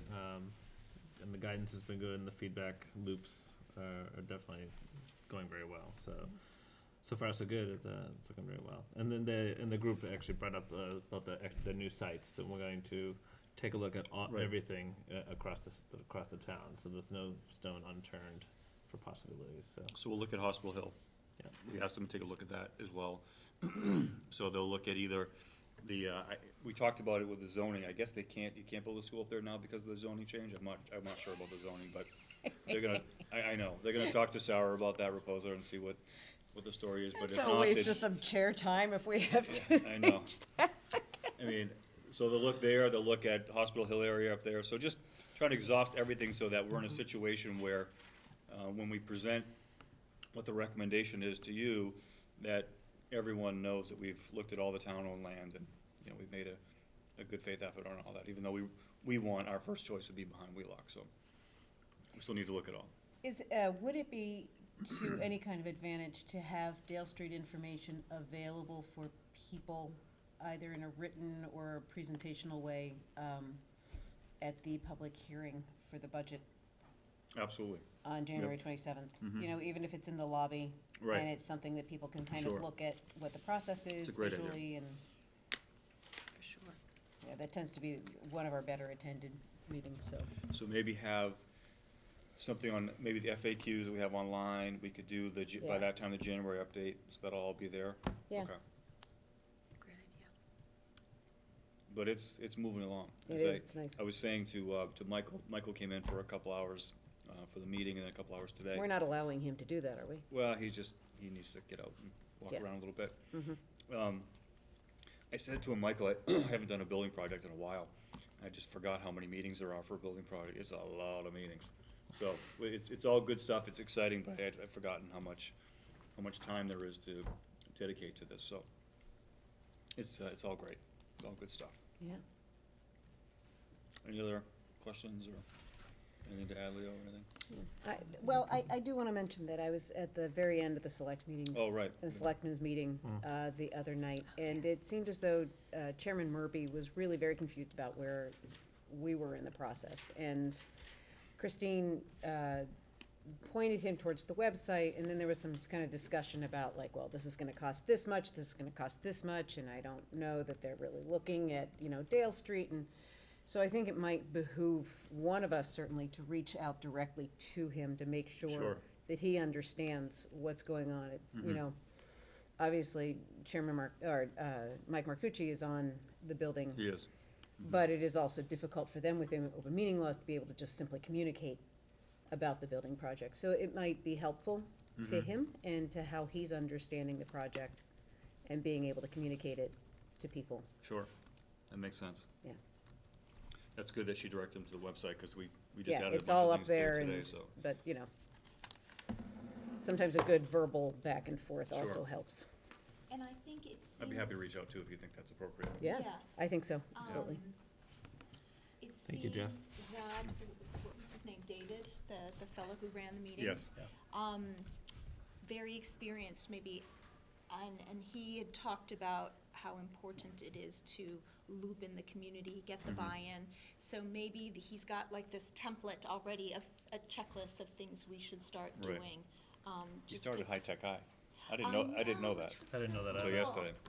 But what was most impressive to me was how experienced the team was. And, you know, they came from different backgrounds, Mhm. and I just loved the diversity of the group in knowledge and experience. So that was my takeaway. But I will join you for that meeting too, Jeff, if you'd like. Okay, sure. all right, superintendent's goals, 2019. Thank you, Madam Chair. So in your packet and your materials, you had the superintendent's performance goals form, which was the same one as last year, the same form, but with different goals. So we've always done 2-year goals on those. I just want to make a point of saying that even though we've finished, so to speak, the 2017 to 2019, these are still all things that, as a district and as a superintendent, that I continue to work on in terms of the community strategies around communication, collaborative learning, facilities and equipment, and the well-being, all those things that were in the 17-19 are still part of the framework that we're working on now, even though they don't appear as my formalized goals for the next couple of years. So I took a look at the student learning goal, which really has to be something, you know, measurable in terms of what our kids are working on. So I thought that it was important with all the SEL initiatives that we're working on, that my goal would be around that. And continue to collaborate with school committee administration, staff, and community to move forward SEL initiatives district-wide, and focus on reducing the number of students self-reporting issues of mental health and substance abuse on the Metro West Adolescent Health Survey. So I thought that's a good indicator that we've used as a district for as long as they've been doing this, as where our kids are. It's a great temperature check of our kids, and we thought that would be something that, you know, certainly we're not gonna be able to solve all those problems in a couple of years when they take the test, but I think it's, if we're trending in that direction, we'll get some feedback on whether or not our SEL initiatives are working or not. So I thought that was, you know, something that it follows into goal number 2 of our Medfield 2021 strategy 1.1.3. Looking at professional practice, as we just talked about, you know, work on all aspects of the Dale Street building project, including secure project funds, active member of this, it says bullying committee. Whoops, a typo there. I was really thinking that was the SEL goal. Yeah, no kidding, right? A typo. Only if we have to get there. I know. Management of communications with the OPM, architect and construction, and meeting all the MSBA timelines, which there are many timelines to MSBA. So you need to make sure that we hit those timelines in order to get the funding. And then looking, and that is goal number 5 of our strategic plan, strategies 4.1.1 and 4.1.2. And then another district improvement goal, pilot 2 elementary classrooms focused on project-based learning, provide teachers and principals support with training, planning time, and budget.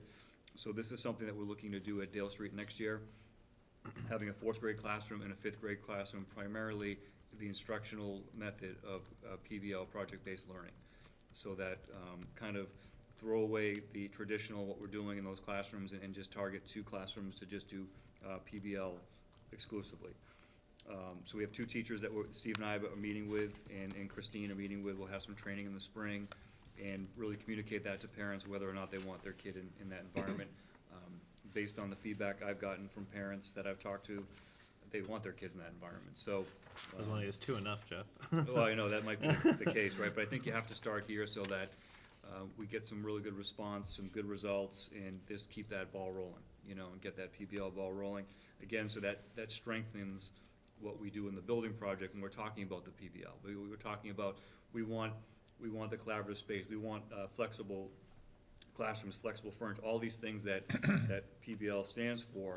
if we have it already in place, it's a great selling point as we continue to go forward with the project. So that was something that I felt was really important. Goal number 1, strategy 4.4.1. And then the next two, although they're not explicitly in the strategic plan, certainly they're in there somewhere, and really important to the district as we move forward. Collaborate with leadership team to expand cultural proficiency in classrooms and curriculum in grades pre-K through 12. So we started that work a little bit last year. We're improving on it this year, but something that my opening comments really want to talk about equity in our district. And I think that one of the things that we're doing starting in January is we have someone from the Wampanoag Indian working with our teachers in the lower grades to talk about how they can restructure some of the conversations they've had and the lessons they've had around Thanksgiving and that type of thing. So that's going to be something that starts in January and goes right up until next Thanksgiving in November. So we're excited about that. Certainly, you heard the last meeting, the libraries and what we're doing with that work. So that's going to be an ongoing focus for the next 2 years and certainly beyond that, but something that I thought was important enough to put down as one of my personal goals. And then plan for and complete a new strategic plan process that will result in a 5-year strategic plan for the district. So we're getting close to that point. It will be in part of this 2-year cycle evaluation. We will have to start a new evaluation strategic plan process. So we thought that was an important piece to put in there. And I know Jesse and I have talked about the timing for that and how that makes sense. One of the things that they brought up yesterday at the building meeting was that they will overlap. The building project, some of these visionings, and the actual strategic plan development will overlap. So we're going to have strategic plan activities going on with construction. Right. You know, so that's. It's all right, because for the it's just next the way it 3 worked months, out. we're gonna have public visioning for that, and we're gonna have master plan Right. stuff, and we're gonna have hospital stuff. A So lot of public visioning going on. basically, if you feel as though your opinion has not been expressed in Medfield, you are simply Right. living under a rock. Right, and that's Yeah. the hope, is we That's were like that your choice. transparent with everything Yeah. and get everything out. So that is gonna, probably on the tail end of this cycle here, that we'll start that process, but I would be happy and open to any feedback, anything you want me to change, anything else you want me to focus on, but that's what I thought were, based on my self-assessment and based on our strategic plan, that Mhm. these were the areas that were important to work on for the district. Very good. I think it'll be interesting for us to talk about for our school committee goals, to kind of figure out how we can interlock those as well with those, because I think That's a there are great ways idea. we can support, and we Mhm. can also, Mhm. branch out and make sure that we're, supporting all the efforts that we're doing, so. And I Jeff, think, I'm sorry, Tim. No, I want to make sure you finish that Yeah, I one. was just thinking, I think that the biggest thing that you guys have always been great about is whenever we have these goals, is supporting that through the budget too, has been really important. And making it a priority in the budget. We've seen the R&D, that's been a priority the last 3 years that we've done, and we see the great things that come out of that. So I think that, we can highlight that certainly on the January meeting too, in the public hearing, some of the things that are our goals that relate to Medfield 2021, but also the goals that you folks have as well, so. Two things that I think, one thing that I call out, you say focus on reducing the number of students reporting, self-reporting issues, which makes sense, and substance abuse. I'm more curious, is there another metric, or like why was that chosen? Which one, The substance abuse, yeah. So I would say that, Just a doesn't- couple of reasons, that's a great question, a couple of reasons. One is, when you look at our data long-term, binge drinking at our high school is pretty high, and it's higher than Metro West numbers. So that's something that is a key area that I know we've talked about with wellness and integrating that into the wellness classes. But also, the fact that we just got that grant through MCAP, and we're gonna have a prevention specialist. So I'm hoping that working along with the prevention specialist, we'll start to reduce those numbers in substance abuse. So that was the Right. thinking behind that. And also when you reduce depression, when you reduce anxiety, you also end up reducing substance abuse. So those are gonna be, it'll be interesting to see how they are correlated as we kind of progress with our SEL, and Right. also what our numbers will look like if we're truly focusing on both of those things. And they really do go hand in hand, and they build on each other. And the other thing is, I can use other measures in addition to that. If you want, I could use the signs of suicide data. So we have that might be another one to add. I might add that as a Yeah. data point, because we have 7, 10, and 12 on that, grades, and we keep track of those numbers going through it, so that might be something to, Yeah, and part of me just wonders, is it's, really tailored at the probably higher end of high school. And granted, I mean, the data and the success of it as opposed to You hope, district-wide. but You'd hope. Now, Yeah, I'd be yeah. willing to Not bet that things that necessarily happen true. in second and fourth and sixth grade impact it, but Absolutely. I'm more, not Yeah. I don't feel strong, I more was just I would say that, curious your what the point is logic- well taken in terms of the data, because it does show that when you look at the binge drinking freshman, sophomore year, it increased a little bit junior year, and senior year it goes way up. So I think it is definitely a 11th, 12th grade issue, no doubt. Yeah, like you wonder what are the leading indicators or. But I would say that the mental health piece is definitely middle school, from the data we have, middle school all the way up, that's across the board. And we've got not Carrie Cowell, Susan Cowell, who's going to present Right. the data for us for the Metro West. And she can present that at the next meeting or the week Elementary mental health measures that we take or that are known across, I mean, is there, just as we look, obviously, how we handle Right. and what we do doesn't necessarily start, full bloom when we're 11 years old and hit sixth grade. Right. And that there's a lot of work that we're doing around, resiliency in the earlier grades. But there's also a considerable amount of mental health difficulties that we're now able to kind of identify because we're appreciating the role of depression and Right. things in kids Right. at that earlier age. I wonder if, looking forward, and not necessarily here, but looking forward, how we start to measure those as well. And I think that's, we're seeing more kids with anxiety No doubt.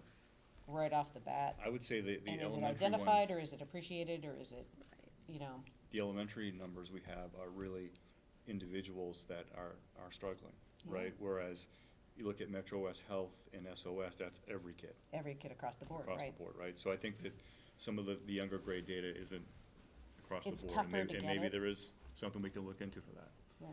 I mean, it's tougher to get at elementary because we all know it's there, but there are very few people who are studying it because it seems like the level of mental health services in early grades is much more scattered. Yeah. And this kind of emphasis we end up putting on kids who are more independent, more autonomous, and therefore more dangerous Right.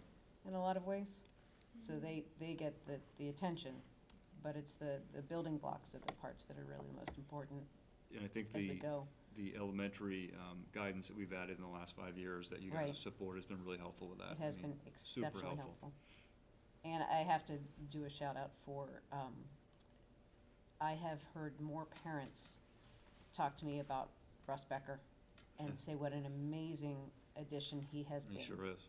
And kids that you would never suspect, and their parents say, confidentially, he's kept my kid in school. For sure. He's, and that those are the people who really help our kids. And I worry, and I agree 100% with Russ, I worry because Russ is covering 2 schools right now. And I think Exactly. that's, not, it's not a it's not, great model right now.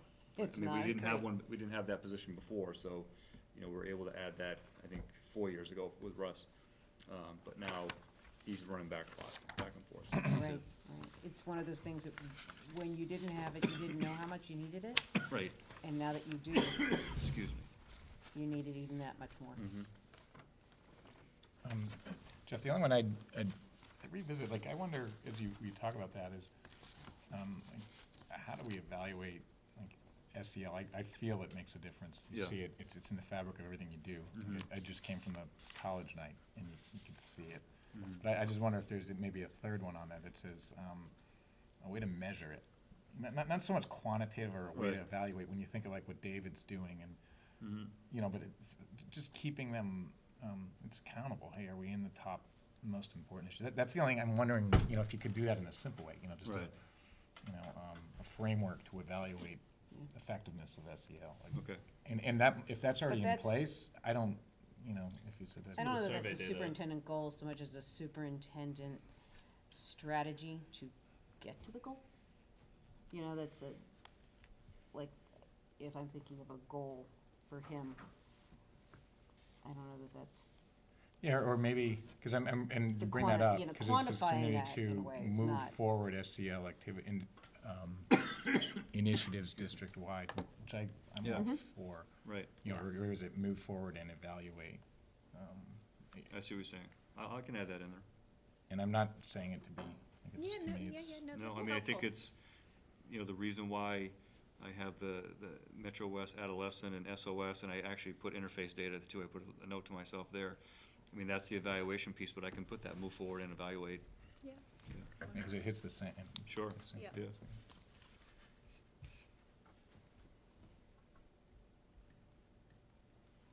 Great. That looked great. All right, so with those changes? Sure, with the Very changes. helpful. With Thanks, the Jen. changes, do we have a motion to approve? Dr. Motion to Marsden's? approve. All right, second? I All in second. favor? Second, all in favor? Aye. Aye. Wonderful.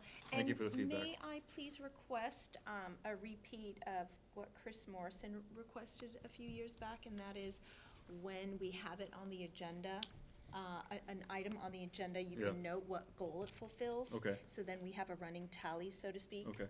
That would be helpful. Thank you. Alrighty. So those of you that weren't on the committee when I was doing that, after the item, like say Dale Street project update, there'd be parentheses and there'll be a number next to it, which relates to my goal. That's it. So you'll start to see that on the agendas. And then it's when not we a go- mandate, it's, No, yeah. just something for us so we can keep track of it. And then when we go to do our evals, you know, it's kind of like a quick reference, it's helpful. Okey dokies, FY '21 budget. Thank you. So we are continuing to work on that, as you know, with Michael being out. He started working on it again this week, worked a couple hours yesterday and a couple hours today. So just a couple of high points and what we'll give you that first draft at the next meeting. We're looking at just on the personnel side with contractual obligations, et cetera, looking at probably $1 million increase just on that, which is very similar to last year. That's with no new positions. I would like to include a couple of part-time positions in the first draft to address some of the areas that we need some part-time assistance, one of them being in elementary guidance. So our goal right now is to present to you at the next meeting a budget with no more than a 4% increase. So that's our goal. And I know that, the other night, the typical doom and gloom meeting. You're not allowed to call it that anymore, I know, apparently. but I'm still always gonna call it that forever. Help Christine out. I think that, you heard a lot about capital. So I don't know I haven't talked to the warrant committee, and they haven't contacted us about what we should look at in terms of a target for us. I know there is still conversation going on at the town side about, you remember last year, the policy the selectmen put together? And, the school won't go up this much, and we'll go up that much, and all that. And I think you, as a school committee, decided that really wasn't a school committee issue, that was a board of selectmen issue. Because it wasn't one of our policies, it was one of their policies, and that's how you voted that. So I don't know if that's still something that we need to talk about. I can check downstairs and see where they stand on that. Or if one of you wanna contact one of the selectmen to see where. I think it would be fruitful to start those conversations sooner rather than later, and with Board of Selectmen and with the warrant. Right. Because from what I got out of the meeting the other night, is that the warrant committee is far ahead from where they Right. normally are, I think I would have appreciated if they had kind of let us in on that loop. I kind of feel like if we are as much of the budget as they worry that we are, then we also should have been able to understand what that timeline was so that we could be working more towards that. But Yeah, and I think it is what it is. piece Like you said, it's gonna be bumps. So we have a different timeline just by bylaw in the town, right? Right. So we have, our bylaw for our school committee is that our budget has to be presented publicly and then submitted to the town before the end of January. So they don't really have that on that side, but, so. Yeah. there's I mean, definitely an. if they're looking for no surprises, then they need to bring in what they annually say is their biggest surprise. Right. Although it's not. We do try to work very hard, but we want to make sure that we're aligned with what their sure. goals are in terms for the whole town. Does it make sense, excuse me, for us to have a budget subcommittee meeting prior to the next meeting? I would believe so. So that we can Yeah. have a conversation at that level of what we're gonna present, and Mhm. so you guys have an idea of that. So we'll try to, schedule and post that, so we have it, okay? Okay. We haven't selected our subcommittees yet, so when is that meeting? And do we have time?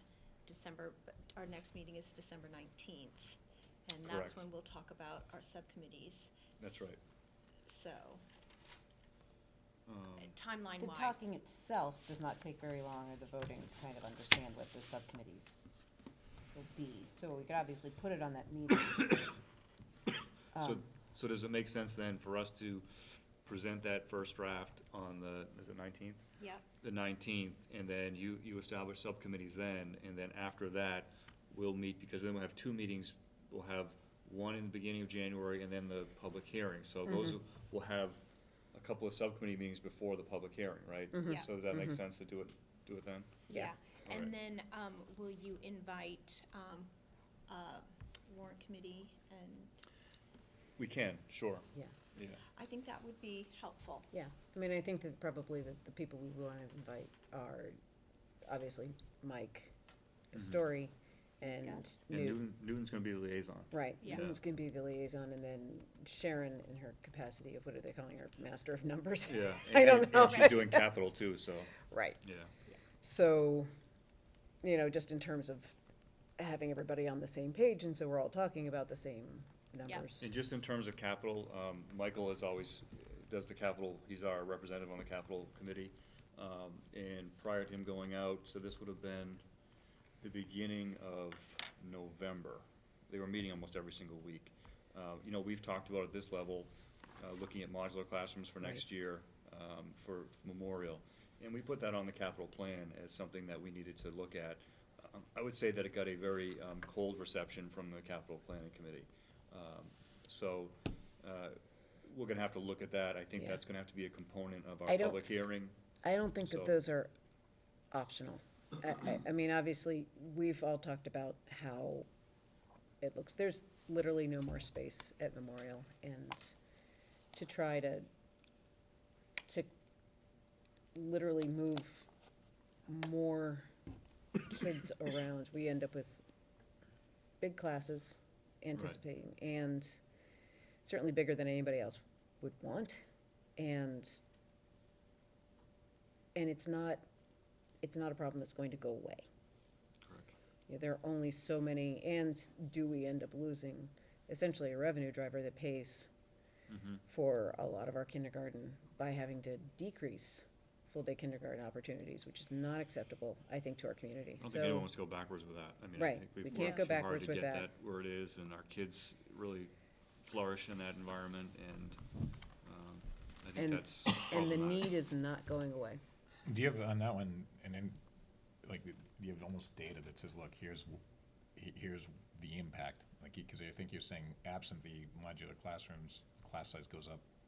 So I would say. And I don't, if that's what the actual data would So, say, I think you'd get a so pretty- absent the modular classrooms and the big and, if the numbers that we have projected come through, we would have to do a couple of things. One is we'd have to look at reducing the number of full-day classes. We want to add one in the budget, so we want to reduce the number so that you have additional classroom spaces to do half-day, because you run two classes in those, as opposed to one single classroom. We'd have to look at, and I've already talked to the specialists, department chairs about this, look at overtaking a specialist classroom, to put a regular, kindergarten classroom in there. Right. Not to mention, we'll need more first-grade classrooms, too. That's true. Right? So it's not like, it's- the kindergarten class comes in, Right. and then all of a sudden it shrinks by first grade. It It's definitely just does not the not. It deal. actually grows by first grade. Yes. So all that is, so we're looking at that piece where, excuse me, Tim, when you get your budget book, you'll have all the enrollment and all that data in it. So be able to see it all. So all that information is problematic. So what we'd like to do is look at and you saw the preschool teachers today, there are 4 of them, they share 2 classrooms right now. Which Two is- classrooms, 4 teachers. It's not serving the It's not student great. learning. So we would probably, if we got the modules, move the preschool out to 2 modulars, which is the same size as what MAP has right now. That's a double modular. And then that would free up 2 classrooms for either first grade or kindergarten or both. Mhm. You know, that's, but again, we don't have a crystal ball to say all these kids are coming in, but it looks like they're coming in. And if they don't come in this, or we're under by 4 or 5, They come in over the that's summer. not really gonna change. I mean, that's not gonna change the number of classrooms we need appreciably. So we'll know by the public hearing, because we'll Mhm. have the pre-registration and all that done with kindergarten, so we'll have a pretty good sense of what numbers coming in. I think we're looking at 223 is our projection right now. We don't have that in the census. The census isn't telling us that. It's a little bit lower than that. What do Yeah. we have this year? 208, Okay. I think, don't quote me, I No, think no, that's but what it is. essentially. I already know Space. 3 5-bedrooms that are opening up in my neighborhood, Yeah. so, Well, bing, bang, boom, there you go, there's your. So what was the reasoning, the initial lukewarm or even cold reception? I would say, and again, I wasn't at the meeting, but I guess the feedback I got was, there's a sense of you're getting a new school kind of thing, you know. 5 years from now. Yeah, well, that's the thing, it's not happening overnight. And all those And kids are even so, coming. we'll still need, Kind of saying, pick your battles. Mm. To a certain you know, degree. at some point, I think either way, we're gonna, those modulars that will not, it's not like when they It's open not the like we're gonna school, be- they're yeah. gonna be empty, they're gonna get used again, so you They make sure them will. you make them Yeah. a semi-permanent part of the building, and they're just Like the gonna be ones on Dale Street. classrooms. The ones on Dale Street are Right. almost permanent, you know, can't even tell unless you go in. Yeah, you put a full foundation under them, Mhm. you know, and they become semi-permanent to the Mhm. building.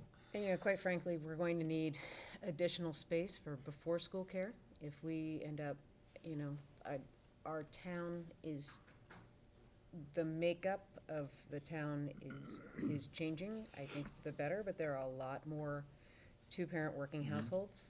Yep. And they're going to need high-quality childcare before school to be able to make this work. And that can be an opportunity for us, and also, you know, it's just going to be a need. It's gonna be a need that the community really has to have in order Right. to make us. Jeff, do we have the lease numbers on those, on the modulars?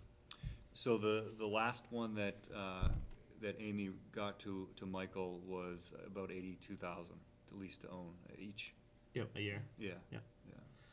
So, I mean, that's not crazy, and, It's not crazy money. no. No. I mean, it's not what I was thinking it would be. It's still, it's not great, but it's not, It's not Crazy. great, I We mean, need 2, we need 2 we need to. 82,000 each, or that for both? each. 85 Yeah. each. Yeah. And that's to completely, or that's just the lease, that's not outfitting, that's not, My understanding Is was it that was putting the in- plumbing and all, that was everything. that's putting everything. That was everything, yeah. And Maybe I'll stuff. put one in my backyard. Makes a great man town. Well, I And suppose no, it would be a she shed. all the more to start engaging with, I think it's something, because we need to engage sooner rather than later, Yeah. because that's for this coming fall, Yeah, correct? yeah. Because that order, if that's to be real, needs to be in, like, February. Yeah, soon, Yeah. no Yeah. doubt, yeah. And so you look at the capital, we have a lot on the capital. You know, we have a roof for Blake, a roof for this building. We're in the that's middle of a unlikely to be 5-roof served study this right year. now. We Yeah. actually didn't do much on Dale because we know we're hopefully not gonna be using that, but, so we're doing that study right now to get a sense so that if the accelerated repair program comes back from MSBA, we can go right into it, and we already have the study done. Oh, so So- we're applying for that? So we would For do that? that. Okay, great. So we would do that, yeah. Fantastic. So we do Yeah, yeah, accelerated yeah. repair, like we did with the boiler at Wheelock, that was accelerated repair as well. Mm-hmm. So it takes a little bit longer, but you get that reimbursement back to the town, which is an important piece. So we have that, you know, that's certainly in the works, and we looked at the new lights for out here on the field. We put that in capital. Feedback we got on that was we should fundraise for that. I think those poles were hand dug in 1988, and they're not even code anymore in terms of what other fields, other towns have. So I think that's, you know, in retrospect, maybe we should have put that into the new field project, but it was an additional 300,000 at the time. It didn't seem like it was. I remember that discussion Yeah, too, we and talked that about it. we felt that we couldn't ask the town at that point, Correct. and that it would need to happen Right. some other time, but we can't necessarily completely absolve ourselves Right. of that responsibility in terms of town. I think we mean- could possibly figure out a way to share Right. costs, but when you're really putting something into the ground that is part of a school structure, you know, the town, You know, we should one be of- making sure that we have the oversight and the ability to make that happen in the Mhm. best practices way. Correct. I think, you know, one of the problems that we have as a community is that we don't have the Community Preservation Act, Right. which Right. a lot of communities around do. Which and they B. just, Peterson has they been take that money campaigning for years. and then they do all this stuff with it, so. Yeah. You know, if you go to Medway and you see all the work they've had done in terms of their fields and their parks and everything else, we're looking at fundraising for a new park over at, for a new playground at Memorial. And we went over to Medway to see the new ones they just put in at 2 of their schools and then one for the town. And, just beautiful, and it Yeah. didn't, it wasn't part of the operating budget, and it wasn't, you know, bake sales for 10 years.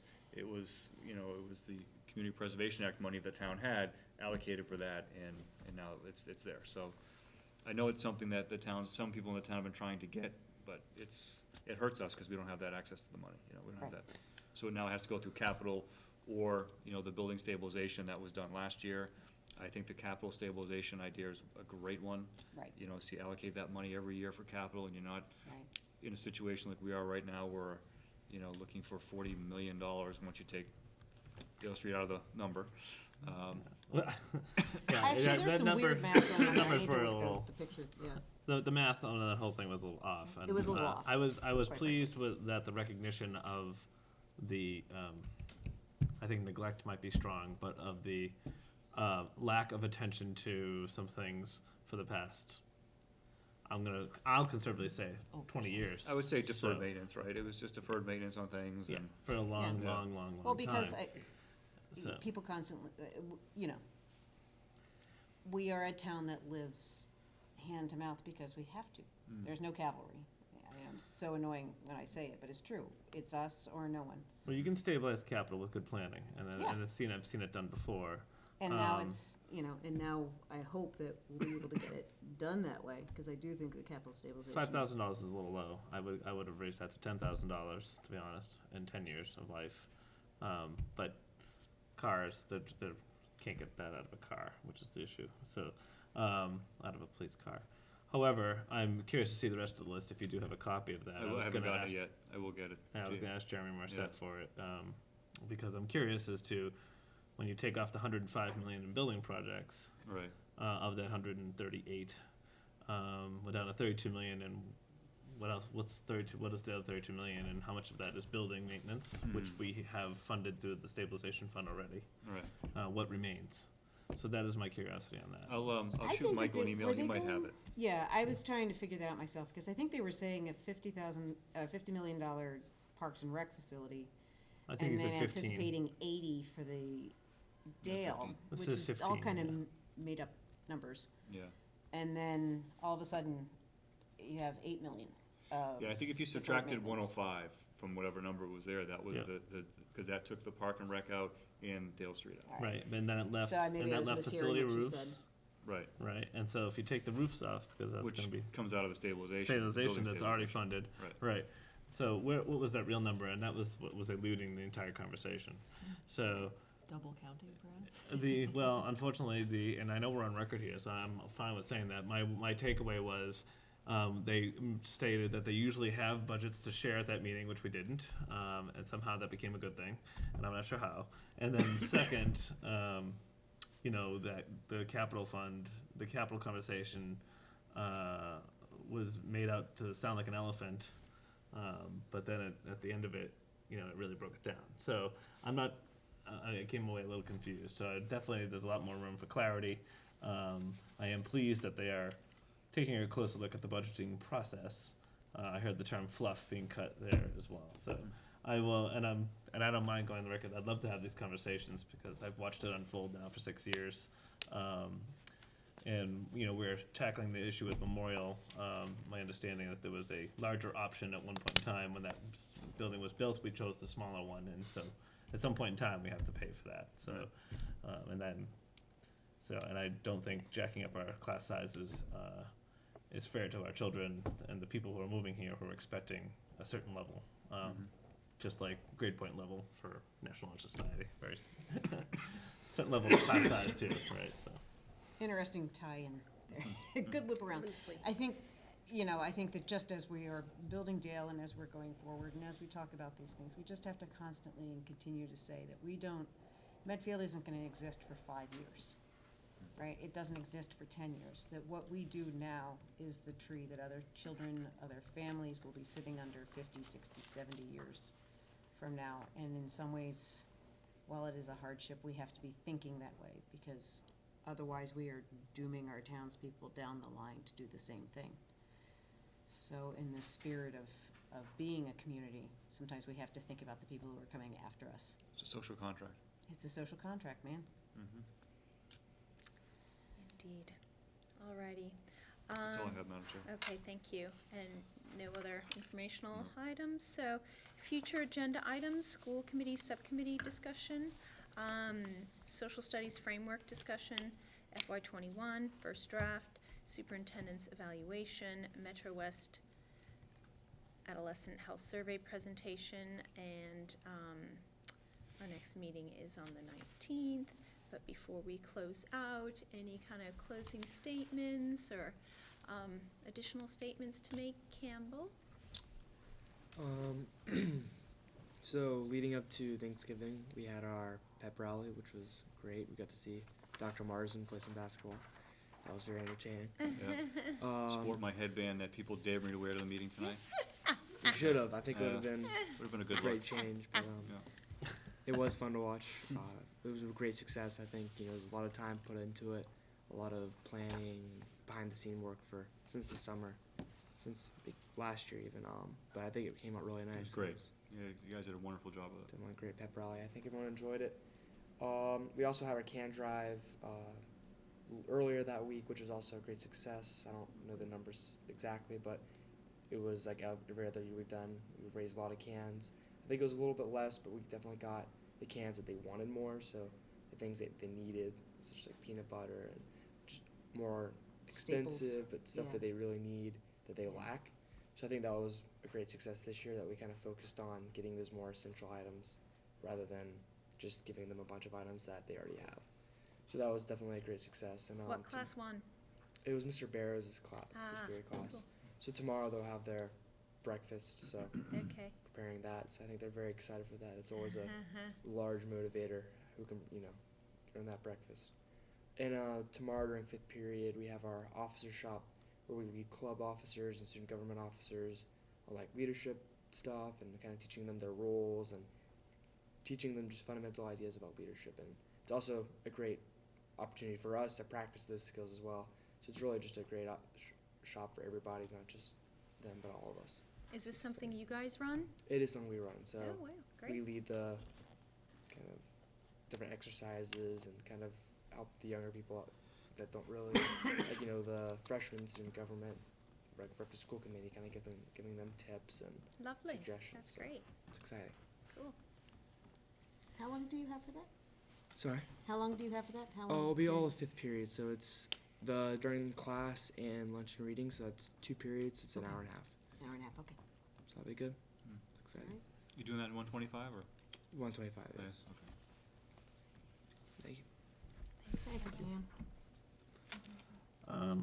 No major comments. Lots happening. It's the budget season, so. Ditto. Sorry for the rant. Wasn't a rant. Actually, I thought the meeting was very promising, so I want to go out there and say it was very promising. And so there's just a lot of work to be done, and exciting things happening at Dale Street, and yeah. And go one half day down, 3 left. The month of December. Only on the elementary end, though. I almost didn't send my kids to half a day of school the other day. I was like, oh, look, they're gonna come home early. And I was, oh, that's an elementary thing. Like, I'm done. I am done there. There was plenty of snow to play with today, so yeah. I'm same. No, I mean, Nothing to say. Yeah. No, I mean, I would just reinforce you saying that there is a lot going on. I think, theme of prioritization is important for all of us because we we have to pick out what do we really wanna tackle? You know, what do we have capacity for? There's a lot. There is a lot. Let's see. Well, I had my first official snow day in 32 years as a student on Tuesday, because was supposed to shadow a sophomore. So we've rescheduled that again for next Tuesday. And Were you as excited as the kids were? I kind of was, yeah. Do you shadow? And then are I you wore my choosing, jammies for like landing 11, grades? until like 11. What? Are you doing that with multiple? I do it, my goal is to do it with every grade in every school throughout the 3 years that I'm on in a term, so I'll just keep on going. Because it's incredibly useful, it really is. So I'll do that next Tuesday. And I'll also be in the high school next Tuesday, or not next Tuesday, but next week, doing a survey of high school kids, one on the general town master plan survey, which we're going to send out. I talked to Robert about this. We're going to send out as a poll, an email that's a specific, like, to them kind of poll. And then actually Kevin Ryder, Sarah Posa, and I'm going to start roping kids in, are going to hold kind of either focus groups during lunch and reading period, or we're going to just kind of do en masse surveying around specific Medfield High or Medfield kid. You know, like, what do you like about growing up here and being here?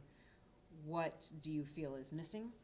And what would bring you back as an adult after you've left Medfield? What would bring you back to raise a family or as being a young Great adult? question. What would that be? So I'm kind of That's a excited big about one. that. Huh? So that's a big one. It's a huge one, isn't it? Like, that requires you to kind of Yeah, put your it's- thinking cap on and For sure. also think like a A new Dale Street is where you wanna 30-year-old start. as Yeah. opposed to an That's a good 18-year-old, one. because I was ready to bust out.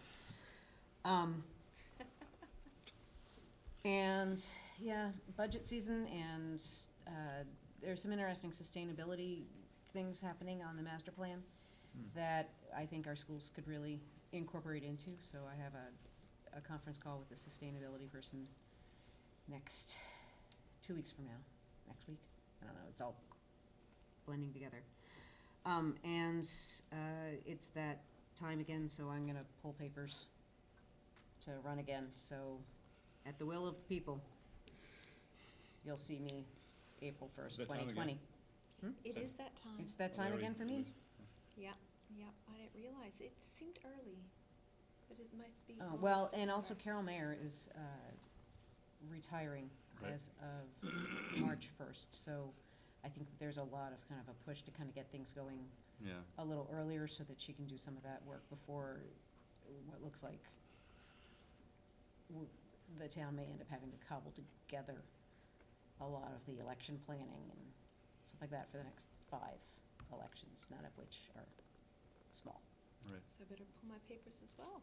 Yeah. Alrighty. And get your dog license.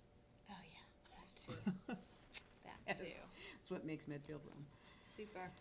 Well, I just am grateful to the Medfield Talks for Jim McCauley coming and speaking last week, and he's a great asset and to our community, and I thought that He was sure a is. wonderful talk. So, thank you. We have office hours. Sorry, We have office hours coming up before our next meeting. do we? Yeah. Oh. When is that? I found this, now it's late, but I found this great, that Medfield app, you just click on it and you can add to calendar automatically. Yeah, it's pretty good, isn't it? That one's It's a pretty slick. good one. So all of a sudden, things like that are now all in my calendar. You know what, folks, tell me, now, what is the best way to get the word out? You know, I send it to Colleen Sullivan to get on the patch, I send it to Pete Peterson to put on his blog. December I- 12th. Sorry? December 12th at 7. Yeah. Yeah. So what is the best way, That's also the do winter you think? concert, for chorus at least. What's the I best don't know, way it's- to get the word out? It's tough to know. If we could, I know that Steve obviously puts out a weekly kind of blog, but I don't know seems to be kind of an effective way of getting things out for at least that crew. I think that one of the things we run into is that literally the amount of places that we have to do outreach to is so, to get it in front of people is so onerous, you know, like we're kind of informally putting it on class pages and, Yeah. you know. But I'm wondering is this an effective use of our time, or would it be better to really aim to get to the PTO meetings, to get to that, whether or not we have a kid at Memorial, you know, to really target where people already are versus creating yet another thing to invite people. I think we've tried this for 2 years. Just getting a couple of us there, they're already there. Exactly. Although they have a hard time getting people to coffees as Yeah, well, so because it's very topic dependent. Yeah. Yeah. But, and I wouldn't want to take over a meeting, but at least your presence is very symbolic as well, And we could also piggyback 15 or 20 minutes after a PTO meeting. That's a good idea, sure. Right after. Yeah. I think we still have to be cognizant of the after hours too. This is at 7, so there's still has to be that opportunity where the coffees are during the day. That's the, Yeah. Yeah. Yeah, PTO meetings are also at night though. Yeah, there are. They switch back The and forth. coffee, during the, yeah. Oh, okay. Yeah, so maybe that is a more valuable use of time. I'm just trying to think, I mean, the last one, Tim and I, we had a lovely conversation with Holly at Wheelock, and we hadn't really formally sat down with her, so I felt that was a very good use of our time, but then no one else showed up. But I think maybe we can just be a bit more strategic about it. I'm thinking perhaps maybe just before the budget presentation, maybe that would be a good time. You know, so maybe not having it just to have it, but So that's, I mean, thinking more thoughtfully. some of that is, and they haven't quite, the whole communication strategy, to me, Yeah. it kind of fits into, that's one of the topics that fits in. Twin And I s- Arkles, yeah. Yeah, which I think it is. It's like, hey, kind of, there's 26 different things you know, Yeah. can go, let's kind of figure out what we want to do first. Yeah, exactly, You exactly. know, right now, I haven't, that was my first one. Worst case, you're there and you're multitasking. Yeah, no, It's not a exactly, it wasn't, I didn't think of exactly. it personally as a horrible waste, But but I think- I don't, you don't want to spend a lot of energy promoting something that doesn't, you know, Yeah. that doesn't have people coming. But I It's like- think the strategic piece, budget, you know, That Dale makes Street sense. will become more of a, you know, a bigger topic. So maybe that's a better way. Do you guys? Maybe it's our venues. Sorry? Maybe we need better venues. We do change them though. Do- Yeah, I saw one of them was Schools, in the library, nighttime or something. Different Yeah. times, different places. Yeah. Yeah, I mean, I think it's just, it's one of those things, we've given it a pretty good try over year and a half, 2 Yeah. years. Right, yeah. And I can count on 2 hands the number of people who have availed themselves of it. And all of that has been valuable, but, you know, is it the biggest bang for our buck? Because that's also. Yeah, no, exactly. Yeah. Yeah. I mean, that's a good 18 hours at this point. Yeah, I personally like the PTO approach, and I think, Yeah. you know, then we're in tune Maybe to. hooking 20 minutes on the back of that and saying you Yeah. will be present for, and then we send out essentially kind of Yeah. a sign up for who's going to do what PTO meeting, PTO meetings, where. principals, coffees. Yeah, all right. I think just a better use of time, but we'll have one before the budget hearing. I think that'll be important to Yeah, have. yeah. Absolutely. Mm. Yeah. Okay. Cool. I just want to thank everyone that went to the coalition event, the fall event in Walpole. That was well attended. I think there were 400 people there.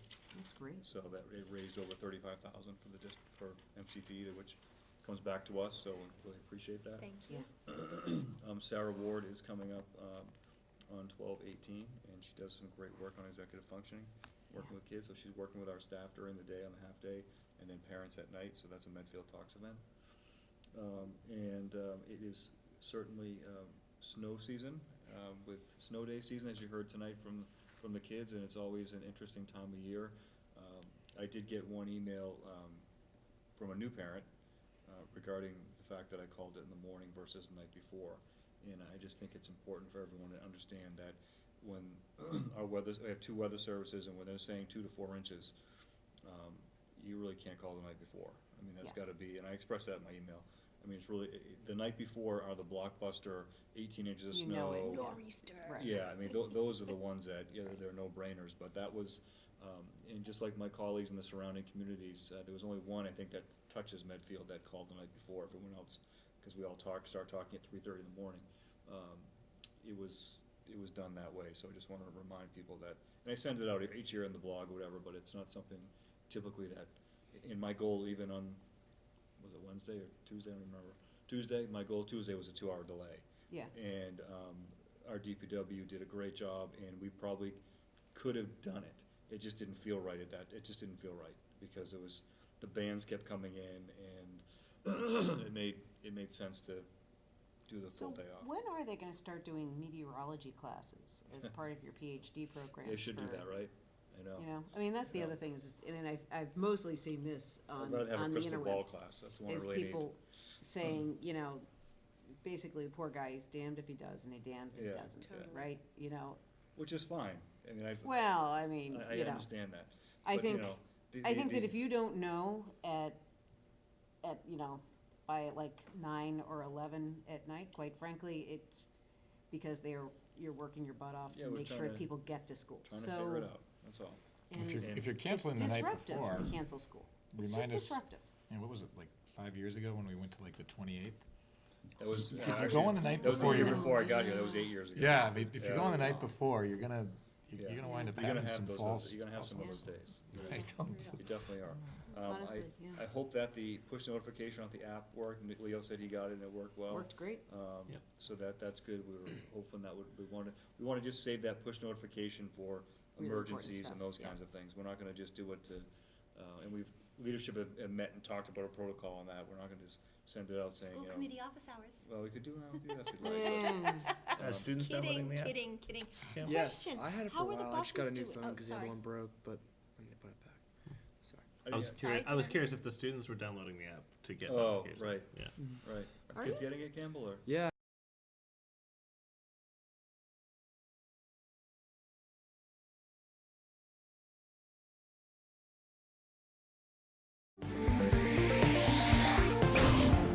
You're watching Medfield TV.